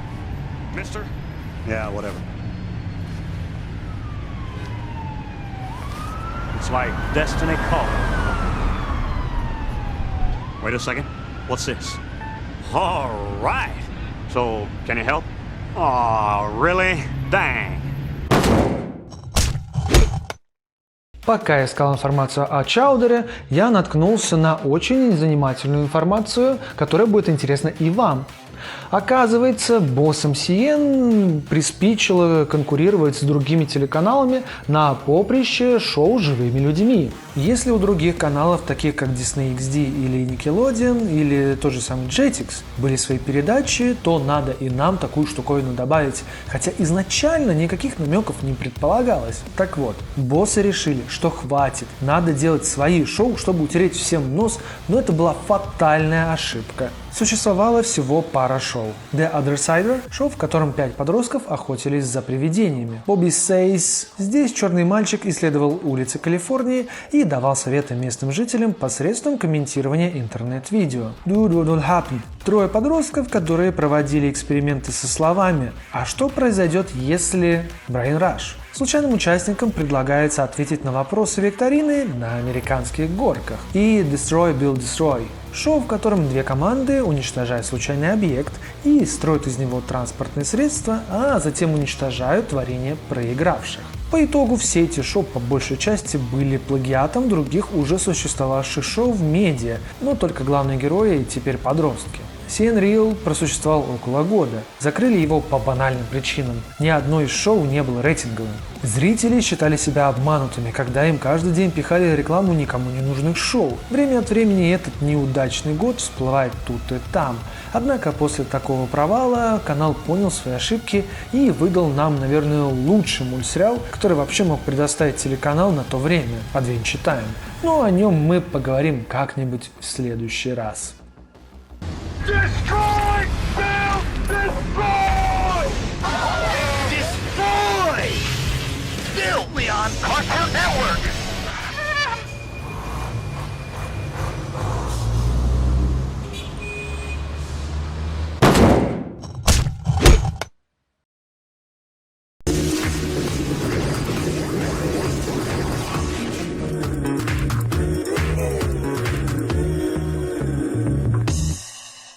целая семейка ученых, пытающихся сохранить мировую тайну.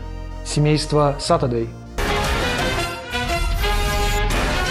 Тайные приключения семейства Saturday. Автор сериала Джей Стивенс. Saturday путешествуют по всему миру, прям как Индиана Джонс. Они сталкиваются с опасными существами, решая загадки древних артефактов и борясь с главным злодеем Аргостом, который мечтает использовать криптидов для захвата мира. Скунс-макаки, чупакабры, бишопфильская чела-ящерка. Я изучаю их с родителями с самого рождения, и поверьте, в мире масса чудного. Наша семейка уже давно занимается своими делами. Их специализация – криптозоология. Недоказанная паранаучная дисциплина, которая занимается изучением и поиском монстров, существование которых не доказано современной наукой. Это такие существа, как йети, чупакабра и все остальные подобные. Я спасла ящерок и искупалась в лаве. Это что, пустяк? Пошли, я расскажу, как это было. В мультсериале у них уже есть парочка домашних криптидов, которые помогают им в приключениях. Также есть и главный герой – Зак, сын ученых, которому дарована сила, с помощью которой он может влиять на криптидов и управлять ими. Как окажется позже, самый главный злодей Аргост в итоге и сам окажется криптидом Йети, который хочет заполучить силу камня Кур. Не куриц, а он так называется – Кур. Именно он позволит управлять всеми монстрами и криптидами для захвата мира. Он еще долго не будет понимать, что на самом деле Зак уже впитал всю силу камня. О боже, сговор с врагом, предательство, измена, небеса, какая драма! Сериал вдохновлен приключенческими шоу середины 20 века, такими как Джонни Квест и другими проектами студии Hanna-Barbera. Это заметно в дизайне персонажей, визуальной эстетике и общей атмосфере. Также персонажи из Secret Saturdays появлялись в других шоу, например, в эпизоде Ben 10 Omniverse, где они взаимодействовали друг с другом. Next time on the Secret Saturdays, the ancient city of Kumari Kingdom has returned from the deep. That's impossible. The Kumari haven't surfaced in centuries. Argos plans to use it to destroy mankind. Could it hold a curse stone? Now, Zack must face a cryptid terror unlike anything he's ever seen. Fire! Can the Saturdays stop an all-out war? An encore episode of the Secret Saturdays. Coming up next.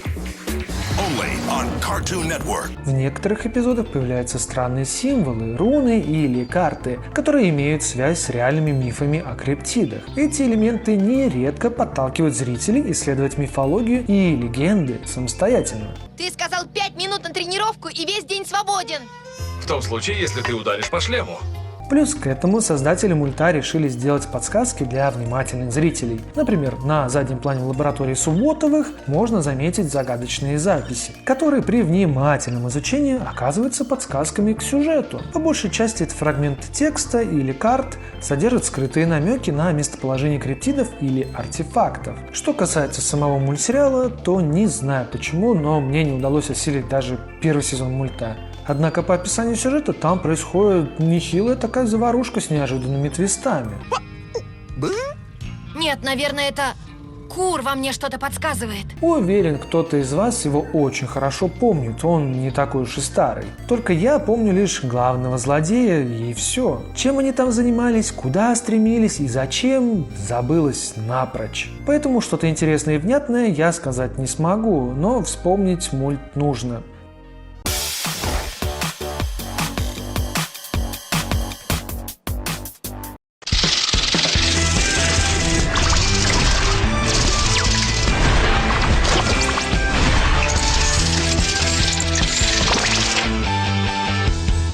Ну а сейчас мы переходим к еще одному легендарному мультсериалу, который очень сильно обожали дети по всему миру. Генератор Рекс.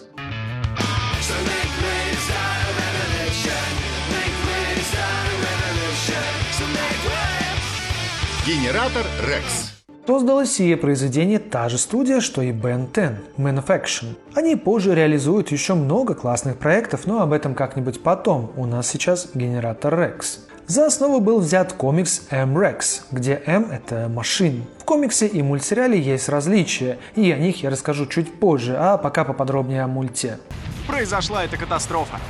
Никто не знает, почему это случилось. Но в результате в каждое живое существо проникли эти крохотные штучки, наниты. Весь замес объясняют в первой же серии. За 5 лет до начала событий сериала на Земле произошел мощный взрыв, из-за которого микроскопические роботы, наниты, попали в тела живых существ. Когда наниты активируются, они вызывают мутацию у своих носителей. Эти существа, подвергшиеся изменениям, получили название экспоненциально разнообразные организмы, или ЭВО. Главный герой, 15-летний подросток Рекс, страдает от амнезии, но в отличие от других Эво, у него нет физических искажений. Более того, он способен управлять своими нанитами, что дает ему возможность создавать биохимические приблуды прямо из своего тела. Кроме того, Рекс обладает редким даром. Он может, так сказать, деактивировать наниты у других Эво, излечивая их и возвращая к нормальной жизни. Я так давно хотела это сделать, Рекс.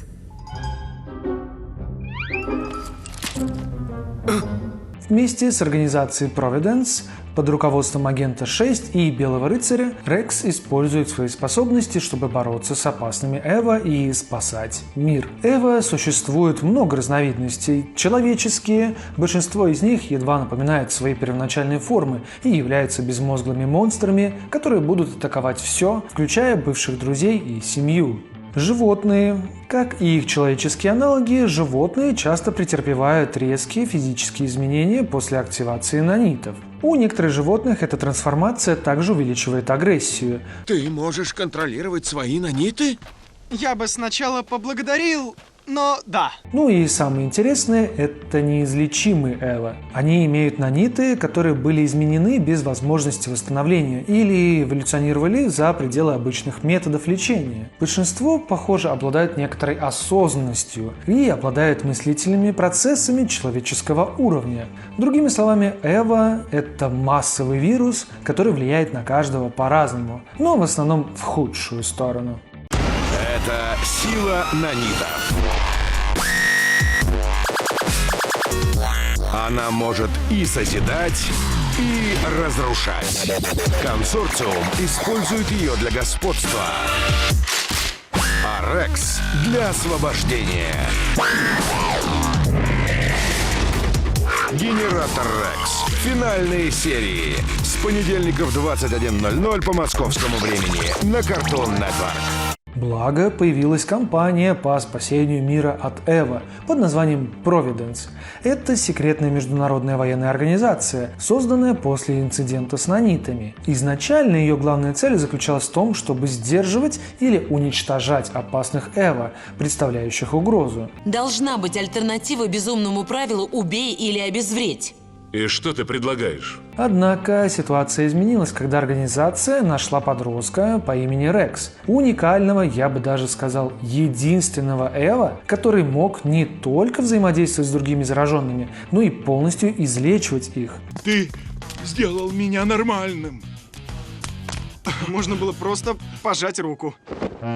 После этого Providence пересмотрела свои методы и сделала приоритетом более гуманное решение проблемы – лечение Эво вместо их уничтожения. Вообще, Providence имеет некие религиозные отсылочки. Например, 2 центра для излечивания нанитов называются Рай и Чистилище. Рай ассоциируется с небесами, а Чистилище – это место, где душа проходит очищение от грехов перед входом в небеса. Да даже само слово Providence переводится как «провидение», имеет явную связь с религией. В христианстве провидение или божественное провидение обозначает вмешательство Бога или проявление его воли в жизни людей. Тем самым можно включить СПГС и сравнить весь мульт с тем, что Рекс – это типа Иисус, которого использует церковь ради своих целей. А вот все эти Эво – так называемые неверующие или отрекшиеся от веры, поэтому их настигла участь грешников. Они страдают, у них все плохо и вообще пора степениться, но уже никак. Тяжелые котики захватили весь их разум.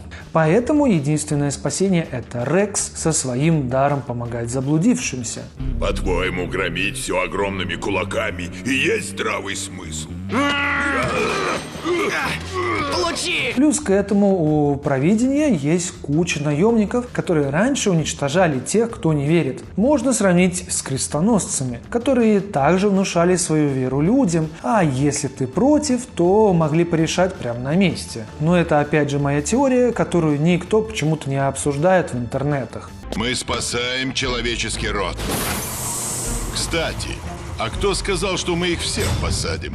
И еще один клевый персонаж, о котором почти ничего не известно – Агент 6. Единственное, что о нем известно, так это то, что он бывший бездомный, которого взял под опеку один, или первый. Он обучил его боевым навыкам. Позже он стал частью группы наемников «Шестерка», но после провальной миссии в Малайзии покинул их и присоединился к Providence. 6 спасал жизни, борясь с Эво, доказав, что против убийства Эва. Старые друзья! Ты снова с нами, Рекс? Новые способности! Неожиданные союзники! И злобные Эво! Спасать мир — это так интересно! Генератор Рекс! Новые серии! Сегодня в 19:30 по московскому времени на Cartoon Network!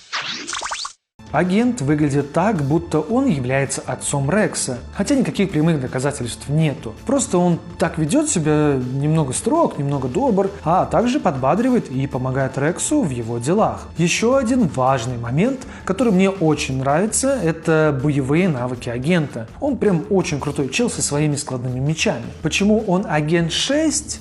Это уровень угрозы в его бывшей команде «Шестерка», где 1 это самая опасная угроза, а 6 самая наименьшая. Доктор, у вас пациент, которому нужно полное обследование. Не позволю прикасаться к голове. Даже такими красивыми ручками. Однако самая большая угроза на протяжении долгого времени был Ван Клайст. Он стремится захватить мир и начать новую эру для Эва. Ведь именно он и еще несколько ученых приложили руку к проекту Наниты. Он думал, что именно этот проект и позволит ему получить безграничную власть. Но не тут-то было. Теперь же для достижения цели он создал опасную группу Эва, известную как Стая. Он утверждает, что знает все о Рексе и его прошлом, поэтому часто использует, чтобы попытаться убедить Рекса присоединиться к нему. Ван вообще очень интересный персонаж мультсериала. Такой чел с серой моралью, которая как помогает ему, так и может погубить. Это интересно, но разве это имеет отношение ко мне? Это имеет непосредственное отношение именно к тебе. Что ж, вернемся к различиям между комиксом и мультсериалом. В мульте Рекс 15-летний подросток с амнезией, работающий на организацию Providence и использующий свои способности для спасения людей и борьбы с опасными Эво. В комиксе же история о Рексе более ограничена, и его способности связаны с биохимической трансформацией, но акценты могут быть другими, с меньшим фокусом на взаимодействие с большим количеством персонажей и более узким кругом событий. Генератор Рекс более ориентирован на подростков и включает элементы экшена с яркими динамичными сюжетами и большими приключениями. Рекс же имеет более взрослую и мрачную атмосферу, где исследования и опасности часто подаются с более серьезным тоном. Также в мульте представлены крупные организации, такие как Providence, с акцентом на глобальные угрозы и более комплексные взаимодействия с различными персонажами, включая других Эво. В комиксе фокусируется больше на личной борьбе Рекса и его попытках справиться с его состоянием и собственной целью. Также в комиксе появляется логотип Providence – пирамида с глазом наверху. Этот символ также происходит из религиозной иконографии и называется Око Провидения. Этот же символ появляется на американской валюте. Кто-нибудь усмирит его? Вообще, сюжет генератора Рекса получился очень плотным и комплексным. Состоит он из 3 сезонов и рассказывает одну большую качественную историю, не без филлерных эпизодов, естественно. Жаль, что мультсериал не смог обрести такую огромную популярность, как Бен 10, но это не мешает ему быть одним из самых запоминающихся мультов на канале CN.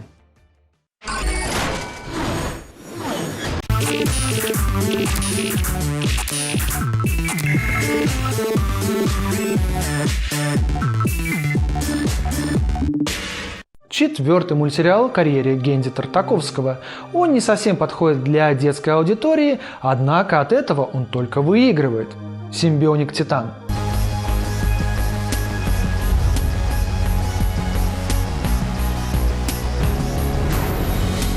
Титан-симбионик. Мульт рассказывает о трио инопланетян, которых занесло на Землю, так как на их родной планете Гололуне началась война. Прибыв на Землю, на них начинают охотиться военные и специальное подразделение, специализирующееся на инопланетных угрозах. Меня зовут Октус, и да, атмосфера практически такая же, как и на нашей планете. Нашей тройке ничего не остается, кроме как слиться с толпой, а именно отправиться в школу и проживать жизнь обычных школьников. Кстати, о нашей тройке. Илана, дочь короля и единственная наследница престола планеты Гололуна. Она такая добренькая девочка, за все хорошее против всего плохого. У нее даже костюмчик такой, добродушно-радужный, в стиле 70-х, когда Вудсток еще был первым клевым фестивалем. Следующий Лэнс. Капрал Королевской гвардии, считается самым талантливым солдатом в своем военном подразделении. Прибыл на Землю, чтобы защищать Илану. И последний, третий член команды – Октус. Высокотехнологичный биокибернетический робот, отправленный на Землю вместе с Лэнсом, чтобы также защищать принцессу Илану. Я так рада, что ты здесь. У меня просто нет слов. Я уже и не надеялся тебя увидеть. Время от времени им придется сражаться не только с культурой Земли, но и с переспешниками злого генерала, который хочет уничтожить последнего наследника Гололуны. Он присылает на Землю разных существ, с которыми приходится сражаться нашей команде. Не сказали ни слова, фух и нет. Даже не пришли на пижамную пирушку с печеньем. Когда наступает время сражений, гололунцы надевают специальную броню, которая обеспечивает им надежную защиту.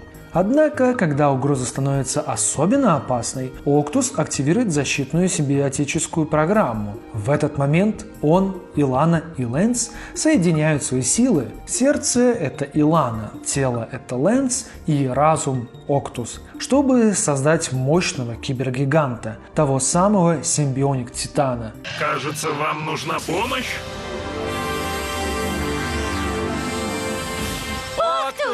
По визуалу сразу можно понять, кто занимался анимацией. Тот самый двигатель канала CN, Генди Тартаковский. Он рассказывал о том, что вырос на мультфильмах вроде Вольтрона и различных меха-аниме. Именно поэтому ему захотелось создать что-то подобное, но уже свое.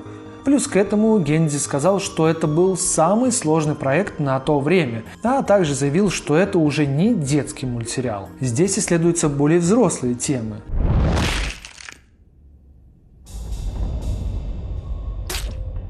Считаю, что у него получилось очень круто, я посмотрел пару серий и теперь хочу досмотреть до конца. Однако по инфе написано, что сериал не закончен, так как CN не смог договориться с подрядчиком о продаже игрушек по мульту. Буквально пару секунд назад здесь, на окраине тихого городского предместья, упал метеорит. Что это было?